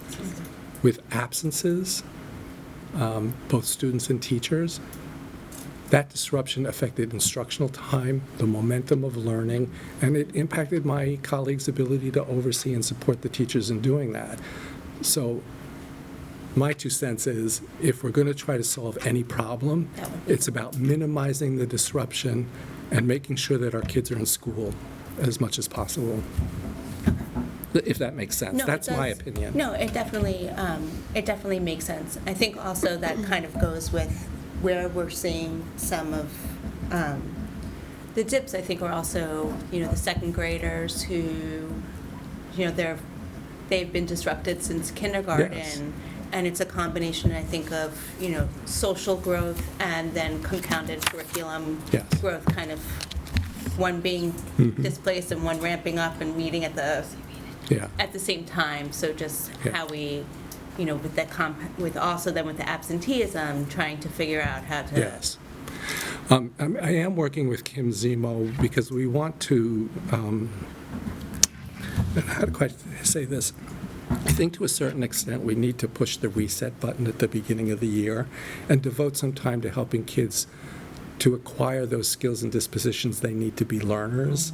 I think to a certain extent, some of our teachers were expecting that kids would come in like they usually do, and were a little thrown when they didn't. And that just created a dynamic between teachers and students that didn't always spiral in a positive upward way. So this summer, we're going to be working on a toolkit. We usually give a toolkit to teachers around social emotional learning, but for this, I think it needs to include things about, executive functioning. Like, kids really need to be taught how to behave in school. So that's one of the strategies that I think we need to look at. Chuck, you commented about, people saying that the kids don't know how to do school anymore. It's interesting your teachers are seeing that, because I think people in our community see that as well. I think that they find that the kids, I'm not dropping this on homework, but they feel like they don't come home with enough, work or homework or things to kind of work on, that there's too much free time for them. And so when they are faced with a challenge, they don't really know how to push through. They just give up. And I know some people have asked, when are we going back to pre-pandemic routines versus like how much are we still focusing on social emotional and making sure our kids are doing okay. So I don't know, maybe that can be kind of thrown into your all's conversations. Sure. Just something to think about. Yeah, it's a good point.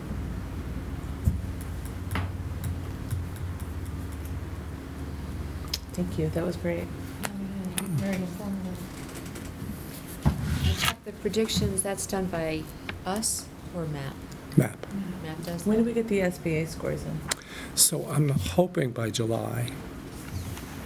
They're much quicker than they used to be. We didn't get them till August in prior years, but now it's pretty quick. And were our attendance rates for the for SBA, what were they like this year? We're still testing. They're doing Oh, we're it now. still, We're still doing the SBAC. sorry, I thought we were. No, that's okay. That's right. But our participation rate in the MAP was 95% or above. Right, okay. So I anticipate that our SBAC participation will be high as well. I haven't been hearing No, about I a was lot. just worrying about, our COVID rates versus our testing rates. Yeah. I can tell you that it is 100% being impacted. I do not know if we're going to fit everybody in for June 3rd. We're having a tough time making up the assessment. So my favorite question is about testing and how often we test. Yeah, a lot. Do you want to chat now about that, or do you want to Well, I can give you my thoughts on it. next week about it? So here's the thing. When I got here, just going to tell you a little story. When I got here, we were doing the DRP 3 times a year, the ERB 3 times a year, and the Gates McGinnity twice a year. When you added all that up, it was 12 hours of testing. Those results were never shared with parents, and they were never used to inform instruction. We did an audit of our assessment system, and we have cut that amount of time in half. That information is immediately available, it's very actionable for the teachers, and it's shared with parents. My worry about decreasing it anymore would be that teachers don't have the information they need to do the kind of work that will produce the growth that we've been seeing. Now, that said, I'm open to more of a discussion about it, but we may need to have a eyes wide open discussion about what the impact of decreasing the assessments might have on student achievement. I think for me, it's like a balance between instructional time and it seems to me that there's been a lot of testing in the past 2 weeks and Yeah, so you know what my advice would be? Get rid of the SBAC, get rid of NEEP, and get rid of Next Generation Science. Love it. Because Done. Good.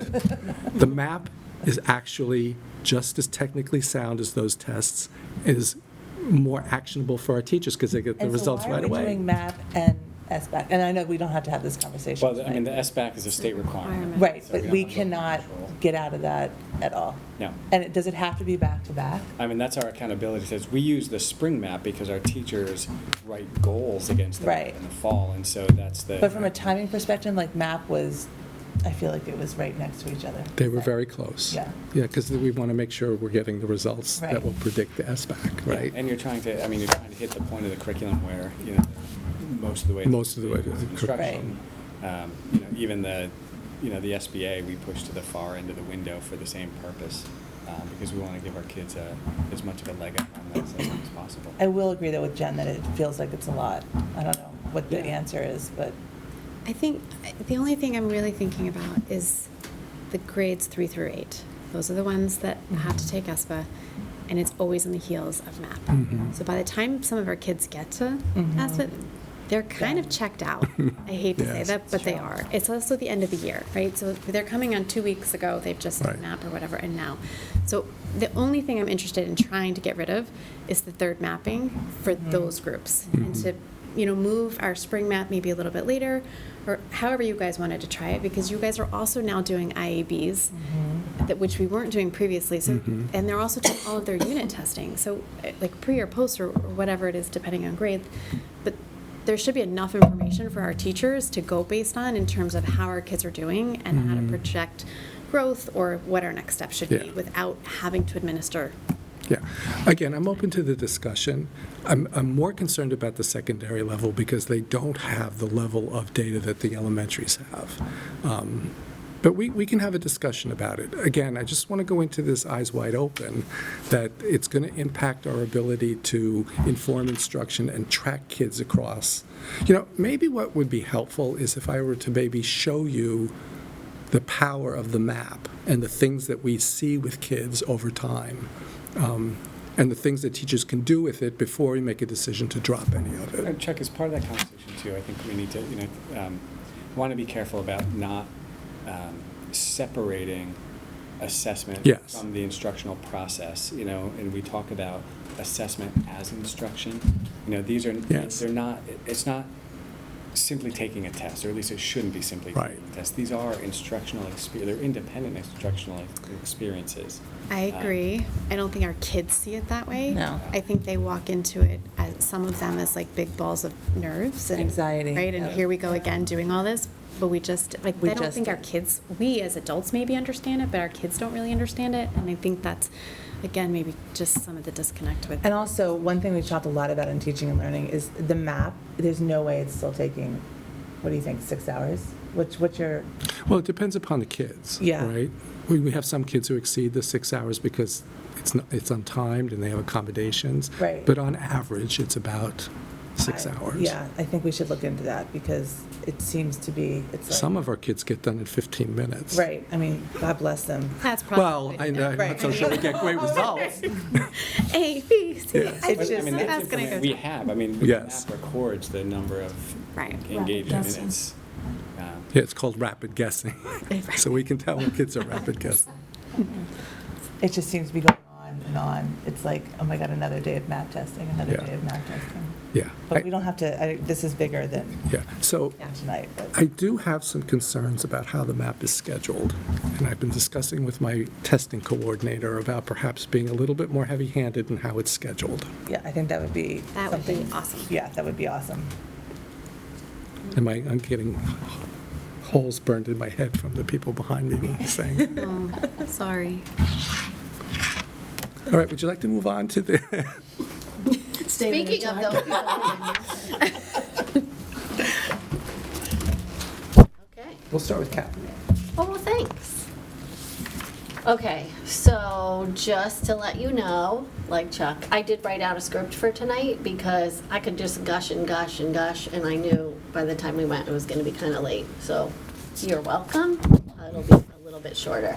But I do have to share a tiny bit of good news because I love sharing a good story. Our mother duck, who comes back every year to our outdoor learning center, hatched her baby ducklings. And so there are 11 tiny baby ducklings swimming around with Mama Duck in the outdoor learning center. send a picture? Driscoll, I should have put the video in the... I know, that's probably really all you want to see, but I'm going to share some other stuff with you. So, there we go. So, our motto at Miller Driscoll School is celebrating our stories. So now that you've heard all about the numbers from Chuck, I want to give you information that tells the story of our strategic improvement plan throughout this very unpredictable year. And I am going to read from this script to save us all some time. So as this slide shows, our strategic improvement plan focused on 3 areas: accelerated learning, family-school partnerships, equity and inclusion / culturally responsive teaching. So we're going to start with accelerated learning, and as you heard when I presented to you the first time this year, each classroom teacher has an electronic data workbook they use to track student data on classroom-based formative assessments. So on the bottom left is an example of a portion of one that shows how teachers have been tracking data on running records throughout the year. It's just a small sample, but it does show how we value that teachers are giving running records multiple times as opposed to particular times of the year to then turn it into myself or central office. They're actually tracking it over time to again use it as to plan their instruction. Teachers use data from their data workbooks along with student work samples to plan responsively throughout the year. In addition, this spring we revisited the work we started before the pandemic on learning targets, and we added to it via criteria for success.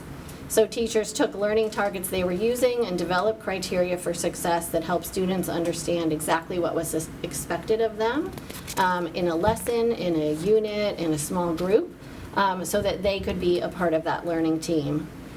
This definitely contributed to their self-efficacy because then instead of waiting for the teacher to tell them they were successful, they had a good idea as to when they were successful. So I gave you a couple of examples up here. One was from grade 2, from a nonfiction unit. But even as far down in preschool, we did the very same thing. So the kids scored themselves and moved themselves up a student rubric around rhyming. in preschool. I had a video, but I didn't put that in either, but another day we'll show it to you. It's super cute, the kids talking about where they are, so. Okay, good turn. Another way in which we planned responsibly was in our use of formal and informal interventionists. So intervention paired with detailed progress monitoring was used to accelerate learning for students performing below benchmark. On this slide, you can see some examples of progress monitoring. So top left is some very detailed phonemic awareness information, as well as phonics and phonic blending, which is a new assessment we started this year. On the right, that's some progress, just a portion of progress monitoring from one of our interventionists, which again shows running record progress and how often that's done. And then on the bottom left, this is one of my favorite reports from the MAP, the quadrant report. This is from one of our interventionists, and the goal is to be in the top right quadrant, which is high achievement and high growth. And so this was actually from our math interventionist for a few of her students, and as you can see, most kids are in that green top right quadrant, high achievement, high growth. Other kids who were in low achievement, even though their achievement might not be where we want it to be, they're still in high growth. And I will tell you that I could have put all of them up from all of the interventionists, and they look very similar, so we're super proud of that work. In addition, we resumed student-centered coaching. So here are two examples of areas of focus with baseline and post-assessment data for preschool, a preschool coaching cycle and a kindergarten coaching cycle. So as you can see from these examples, again, the teachers assess where the students are, provide targeted instruction, and then collect post-assessment data. You can also see evidence of the learning targets they create based on the standards. So this just shows you, MAP for us is a big test at Miller Driscoll. This is very, very detailed and very targeted. So as Chuck said, we have a lot of data that we use. So we don't just use the MAP. On the next slide, it shows you what happens at the end of a student-centered coaching cycle. So the teachers meet with the instructional coach. They review what they did during the coaching cycle, and then they develop something called collaborative commitments. I'm smiling at Dr. Smith because he loves my term like that. But it basically is, those are common practices that are used in the coaching cycle that we now want to be present in the classroom moving forward. So if you ask me, this is the most important part of the coaching cycle. So it's sort of, here's our pre-assessment, here's what we did during the coaching cycle to then get these results. Now let's go back and revisit and talk about what did we do that worked. And then on that right-hand slide, you can see, again, what is it that we want students to continue to do, and what is it that we want teachers to do to support that work. Can you just explain what a coaching cycle is? Oh, sure. So our humanities coaches and our math coach will go in and work usually with a small group of teachers. Sometimes it's an entire instructional effectiveness team, and sometimes it's members of them. But they will work on a particular unit. So at the beginning of this year, our humanities coaches, the 3 of them, did a coaching cycle around phonemic awareness and phonics because we wanted to support those foundational skills with every single teacher in the first trimester. So again, they did it within a phonics unit and also incorporated our Haggerty work. But they set goals at the beginning. The coaches then meet with them to do planning. The coaches go in and model lessons. Then they do lessons together. Then the coaches watch the teachers do a lesson, sort of that gradual release. And then they come back and again look at the data and then talk about those things that work. So it's really, that's like That's in the pretty moment, right? Professional learning. Yeah. And even, we meet with teachers at end of year and say, what's the best professional development? And I have the second grade team, and all of them say Katie Ferguson and Laura Cannell, the 2 coaches, just so you know. It's the immediacy, so you're not looking at a workshop and then 2 days later trying to implement it in a classroom. And the immediacy of someone actually talking you through it is probably pretty profound. Yeah. It is. And they can target what they want to work on too. So a teacher, you might have 3 teachers in a coaching cycle, but maybe Jen wants to work on, planning for small groups, and I want to work on making my mini lesson, really mini, for example. And anything kind of, across the whole workshop. Kathy, how long does the cycle last? Like how many weeks? Oh, it depends. Usually about 6 weeks. 6 weeks? Mm-hmm. Okay. Yep. Unless they're cramming it in because their boss told them to cram it in the first trimester. Just saying. Okay, our next big area of focus was family-school partnerships. This year I have 2 amazing co-presidents, and we work together to review the national standards for family-school partnerships. It's a very big, long rubric. We did a self-assessment, and we identified areas for focus for this year, and then we developed an action plan. So I gave you just a little snippet of our action plan up there. This is speed reading for y'all. Okay, you can switch it. So one area of our action plan was increased parent communication. And so on this slide, you're going to see a whole bunch of really exciting examples, some that we've been doing and some that are a little bit new. So on the top left, that's just a sample of a portion of a weekly newsletter that goes home to parents from a classroom teacher. On the top right, where you see Art and Library Learning Commons, we have specials newsletters that go home each trimester, and these are just a couple of the slides out of that. But they come from all of the specialists from pre-K to grade 2. In the middle is a slide from a PTA presentation. So we have PTA reps from each grade level. I think Nicola was at one of our meetings. But they present, and we changed it up a little bit this year to have them present on a particular topic so that you could see the through line from pre-K to 2 as the teachers presented. This presentation was actually on her parent engagement survey, which we'll talk about in a minute. And then my most favorite is at the bottom, the 2 on the bottom left. Our students who are in special education, they make slideshows for their annual reviews, and it's adorable, and usually there's a lot of tears from the parents. But they present about their progress and things like that. And some have the teachers present it for them, but some of our second graders actually come to the meetings via Zoom and are very, very proud to present their work. So we love that. This is just a slide of some of the samples of parent workshops that we've done this year. Some have been during the school day, some during PTA meetings, some in the evening, so that we can kind of accommodate as many parents as possible. Our third area of focus was equity and inclusion, and we developed and distributed a parent engagement survey earlier this year. And teachers then, after we gave the survey, took the opportunity to review the information, and they developed an action plan, so you can see again some chunks of it up here, but to look for opportunities for how we can use the information to increase our parent engagement, look at curriculum connections, and look at some additional work we could do with equity and inclusion. So again, they came up with a lot of ideas. Every single teacher did it. Every single specialist contributed then to it. And again, we also developed this year around kind of November, December, some resources for teachers to use to have discussions about the religious diversity that we have in our school. So that's something that we kind of have not done. We've celebrated snowflakes, has been the case at Miller Driscoll, but we did some very different things this year to, again, be able to celebrate, based on this survey, the religious diversity that we have. So that was exciting. And then I'm almost done, I promise. One of the best ways to address diversity is through the use of children's literature.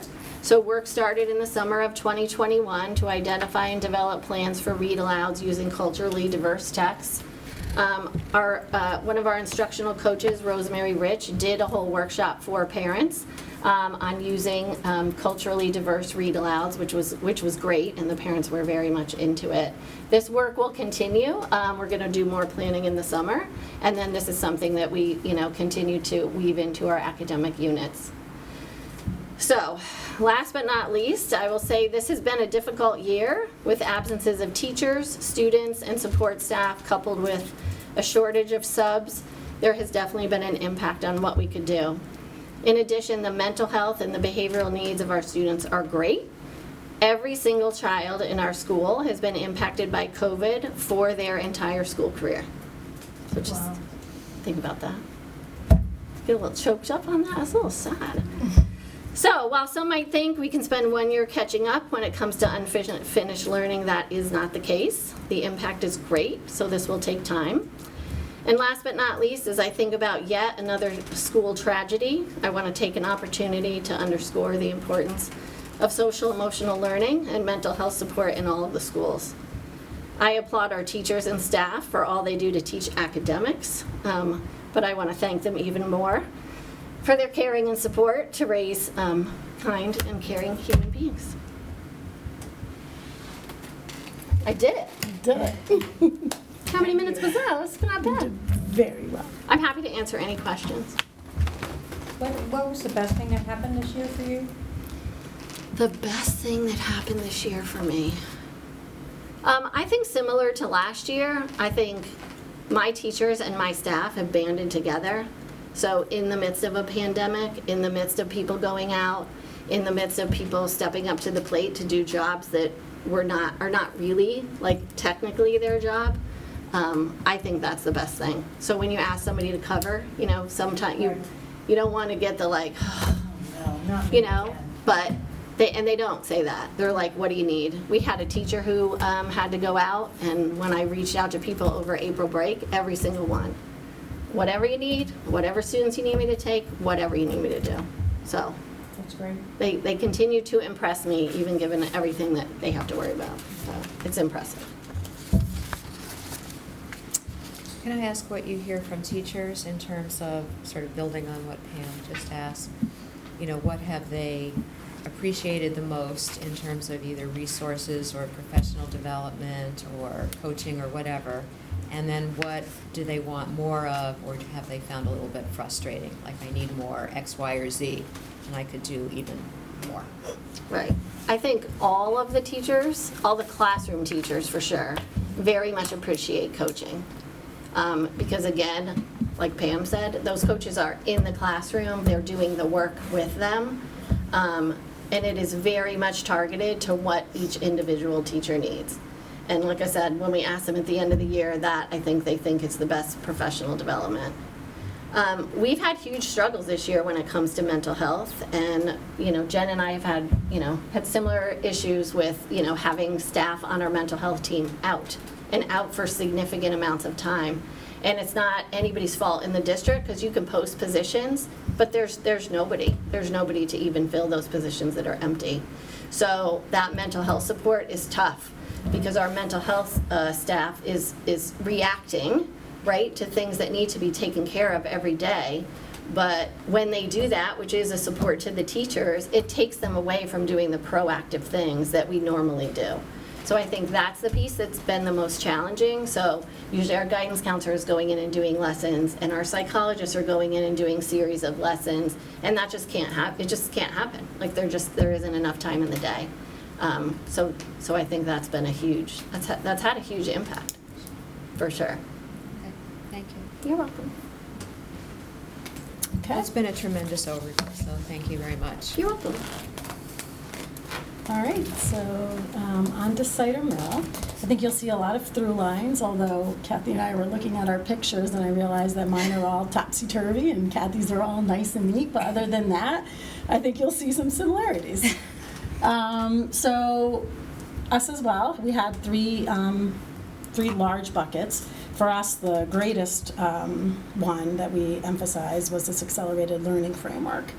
I'm going to stop here and just say that this is probably what I'm most proud of my staff. The amount of time and effort that they put into really organizing around this concept, and their work around responsive lesson planning was impressive. I mean, they took it seriously from day one.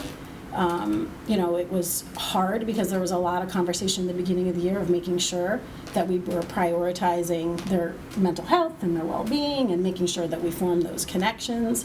And while they focused on all of that, which of course is the utmost priority, they also seriously invested in this whole framework. And so very proud of the staff and the work that they accomplished in that area.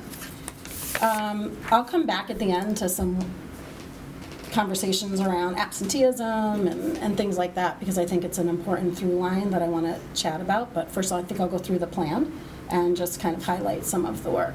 The other two buckets are diversity, equity, inclusion, and then family and school partnerships.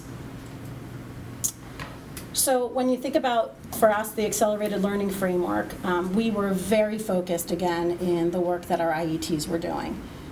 We spent a lot of time really fine-tuning what kind of data we looked at.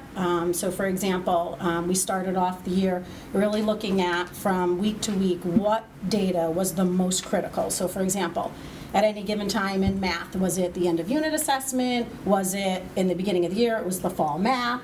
What was the data that we really wanted to be looking at across the school? Throughout the year, there was a lot of FIABs, which is the state kind of like formative assessment that matches the SBA test. So we integrated a lot of that. And so we were very intentional so that during our leadership meetings, kind of across the school, we can kind of look for patterns and trends. Kathy mentioned the running records, and so you can see this is just like a little, I just tried to pull a bunch of different little things that we did, but there's an example here about how we were looking across the multiple administrations of the running record too, to see, you know, what kind of patterns, what kind of trends. So just being very focused on the type of work that was happening in our IATs this year. Okay. Again, I think you saw some of this with Kathy, as some samples of the data workbook and how we looked at pre and post test data. MAP is definitely not for us the be-all end-all. We have a lot of formative assessment that we use to focus our instruction.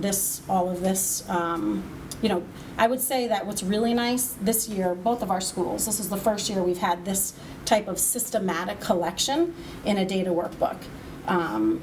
In the past, we used to have RTI Studio. We've had a couple different tools where we've kind of placed or housed the data, but I would say this year it allowed the teachers to really own. We've been working a lot on building teacher efficacy, and having the teachers have this data available all throughout the year allowed them to be very responsive in regard to what the students were needing.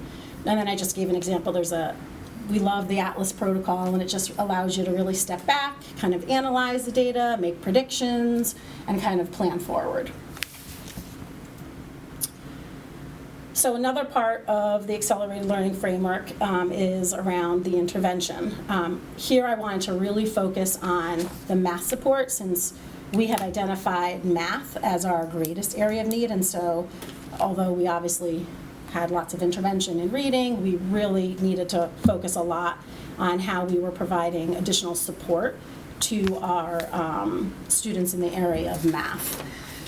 So in the classroom, there were multiple layers. We had the WIN block that we've always had, but we also included an additional time called the accelerated learning block. And that allowed teachers to have their entire class and really focus in on whether it was the exemplars, which is a problem-solving program that we implemented this year, or they needed to pull an additional small group. It really allowed them to respond specifically to whatever formative data they were collecting along the way. They also used the IET and responsive lesson planning. The additional layer of support that we had were it's really 4.45 folks, but in our school, because we couldn't find one for a long time, it was actually 2.45, and then we ended up in late October getting a full-time person. The value added, and you'll see there was some feedback that I collected from staff, but the value added of that support was significant. We also, if you remember, we added a math interventionist the year before. One of the things that we very strategically chose to do was we created a WIN cycle. So what that meant was looking at our pre-test data. So every unit, whether it's in reading, writing, math, we have pre- and post-test data. For math, what we did was we looked at the pre-test data. We had the teachers give it like 3 to 5 days before the actual unit began. Or actually, I should say, what am I saying? A whole cycle before the unit began. So we gave it in time that they could, the math interventionist could use this data, and they would actually put the kids into a cycle, a whole cycle before the actual unit of instruction. Does that make sense? So that we were able to fill the gaps from COVID, from whatever, before they even got to the unit of instruction in the classroom. And we do believe that that had a very significant positive impact on our learners. If you look at the growth data for students pre-post who participated, it was significant. It's hard to, we were trying to think about how to show the data. The students varied unit by unit. So there's no way to really attach it to the MAP data because you have, say 3 to 4 different units of study within any time span between, say, fall and winter. And kids sometimes they were in for a cycle and sometimes they weren't. So it's really hard to kind of match up the data that way. All right.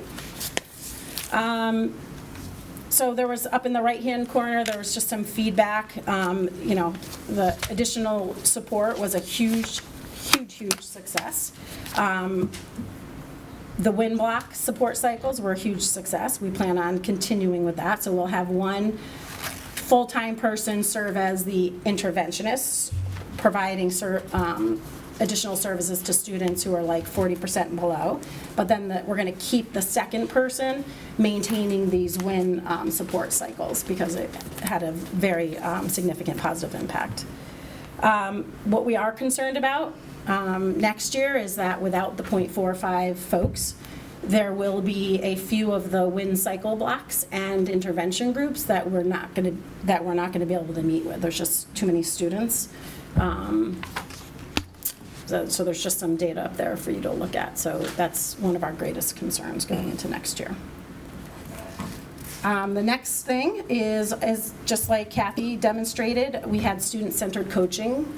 We had all of our teachers decide whether they wanted to focus in on reading, writing, or math, and it kind of divided up a third, and a third. And basically, we run all of our cycles within a unit of study. So the pre and post-test data becomes our kind of evidence of success of the coaching cycles. And on this page, you can see the results of a writing unit of assessment, significant growth. You can see that in this particular scenario, the coach and the teacher were working on strategy choice for small group instruction. Okay.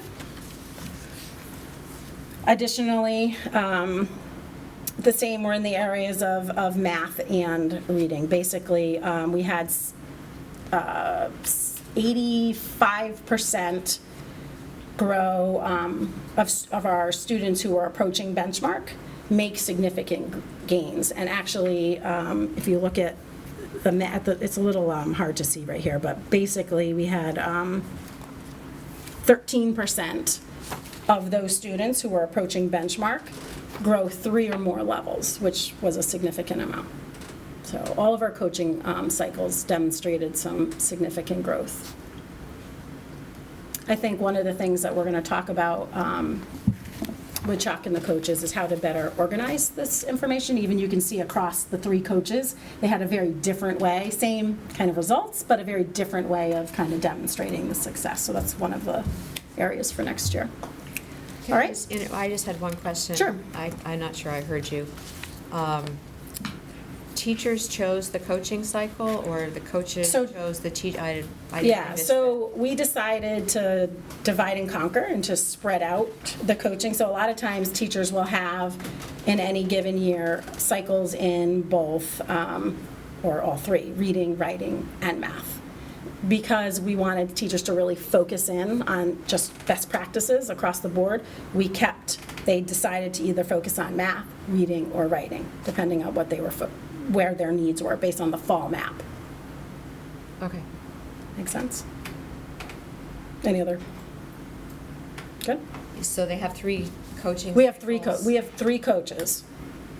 So one coach is in the area of math, one focused on reading, and one focused on writing. And then the teachers chose one of the 3 to have in-depth cycles in. For the year? Yep. Okay, got it. Yeah. Thank you. Yeah.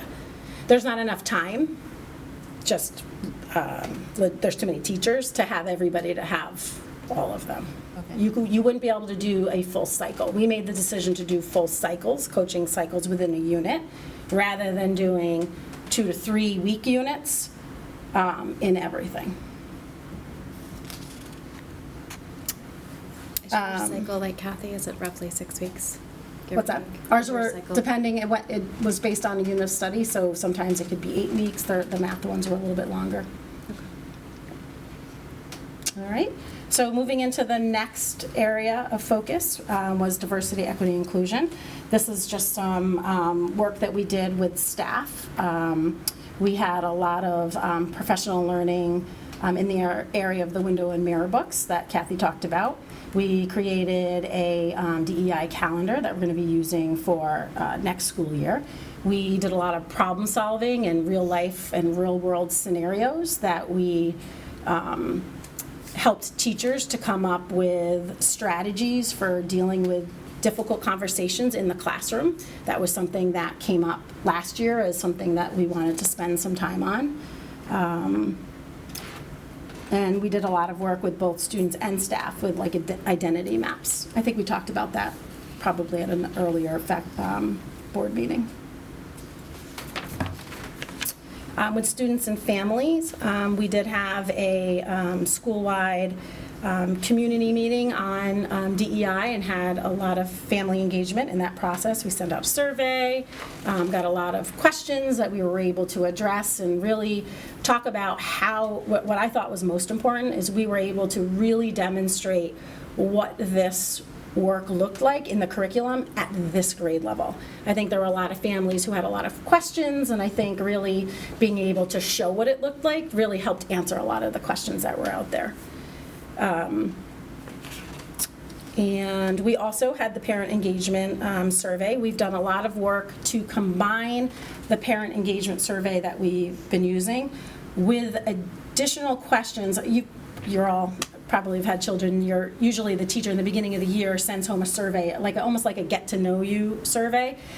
We think we had some over surveying going on, and so maybe we didn't get full responses back for the district survey that we did, so we're now going to make sure that everybody sends out the same survey. So we're going to be a little bit more cohesive next year, and hopefully we're going to come up with some kind of award system for who can get their surveys done, because we really want to make sure that we're understanding who our families are and the children in front of us. All right, and lastly, moving into family school partnerships, we as well had an action plan with our PTA. We did a lot with having our volunteers back in. We've had spring field trips. We have monthly family updates. We did a lot with families on the ruler, the mood meter, the family charters. We had, thankfully, concerts and art shows. We also have program updates that come out periodically. And I just took some snapshots of the art Instagram page. So hopefully lots of opportunities to celebrate our student work. And then lastly,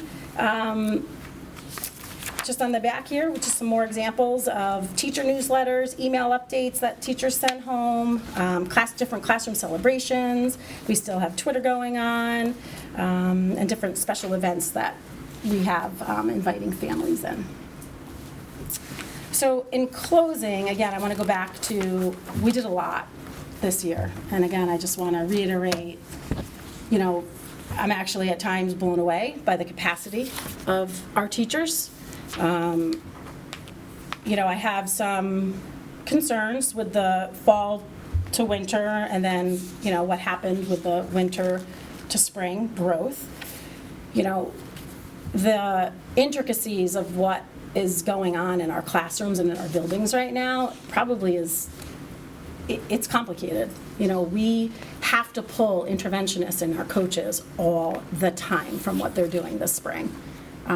Because we need to cover our classrooms, right? So we do not have the subs to cover our classrooms. There are days where it's a miracle that we get covered. But to do that, we're pulling our interventionists. We had this rundown list of who we're pulling. Debbie Cowick in the office literally has a list of who to pull, and it's been impactful. So we have the staffing issue. There is a lot of testing, and yes, a lot of these assessments that you see in here are assessment for and of learning, and they're very connected. there is in this spring, and that doesn't obviously impact the scores, but there is a lot of testing in the spring. And so I, look forward to the conversations of what that could look like. Jen, do you ever feel like there's too much data? Like it's hard to like. It's hard to say there's like too much data because every piece of data you have gives you another piece of too much information. data to actually like create an action plan because you're so like. No, because you're looking for patterns and trends. Like, it's just what has to happen to get the data. Like, if you could miraculously get the data without, like, doing it, that'd be fantastic. So it's not, I think we've gotten really good at using the data. I appreciate the question, like, but you're always looking for patterns and trends on all of the data. So I can't say maybe there's not enough time to use all of the data, you know what I mean? Because teachers only have so much time. And like I said, we really tried to prioritize which data points had the biggest leverage, and then that's what we spent our time and energy on. But that they were looking at all the other data, right, to make other informed decisions, throughout the day. One of the other things that happened from winter to spring, I feel like we were very, very focused, always on the mental health and well-being, but on the academic, right? We weren't doing field trips. We weren't doing concerts. We weren't doing all of that. When you hit the spring, it's been such a pleasure having concerts and art shows and field trips. We had each grade level had at least 2 enrichment experiences, right? All of those take away from the academic learning.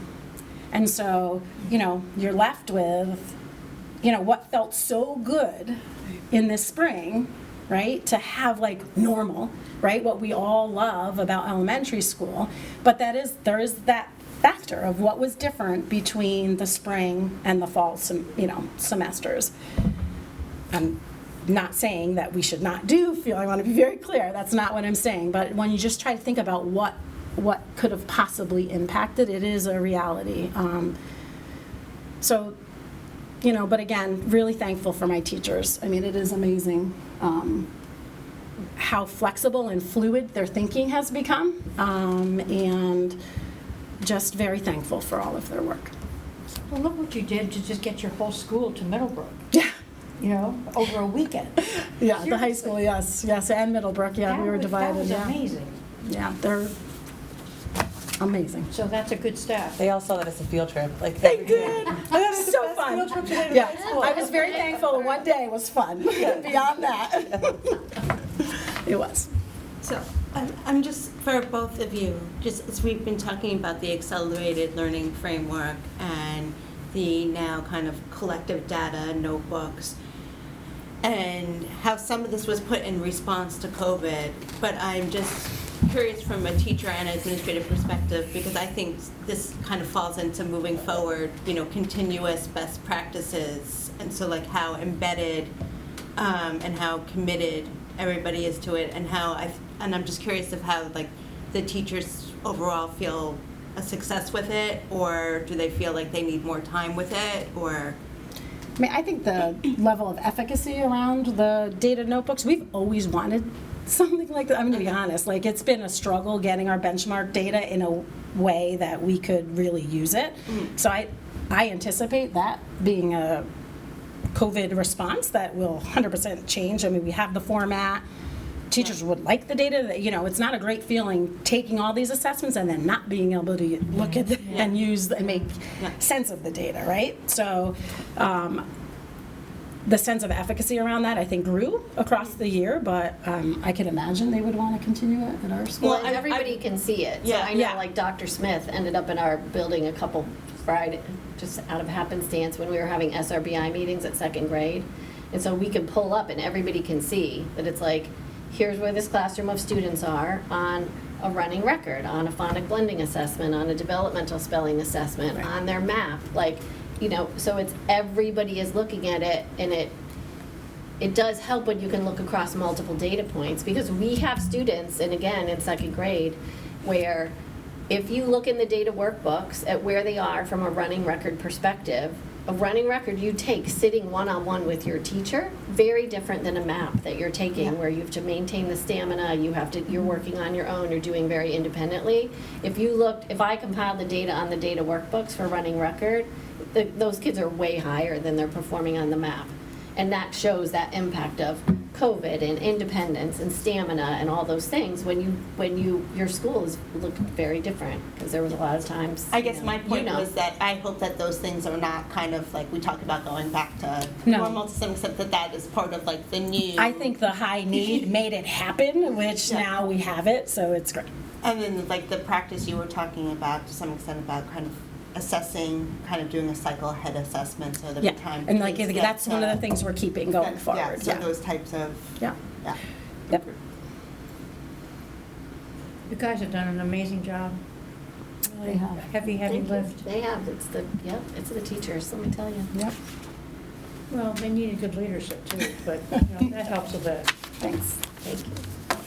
So Jen, would the answers to the same question I asked Kathy be any different in terms of, from the teacher's perspective, what are they most appreciative of in terms of helping them through the classroom instruction and all the other goals this year? Yeah. And then what's their biggest frustration or just something that held them back a little bit?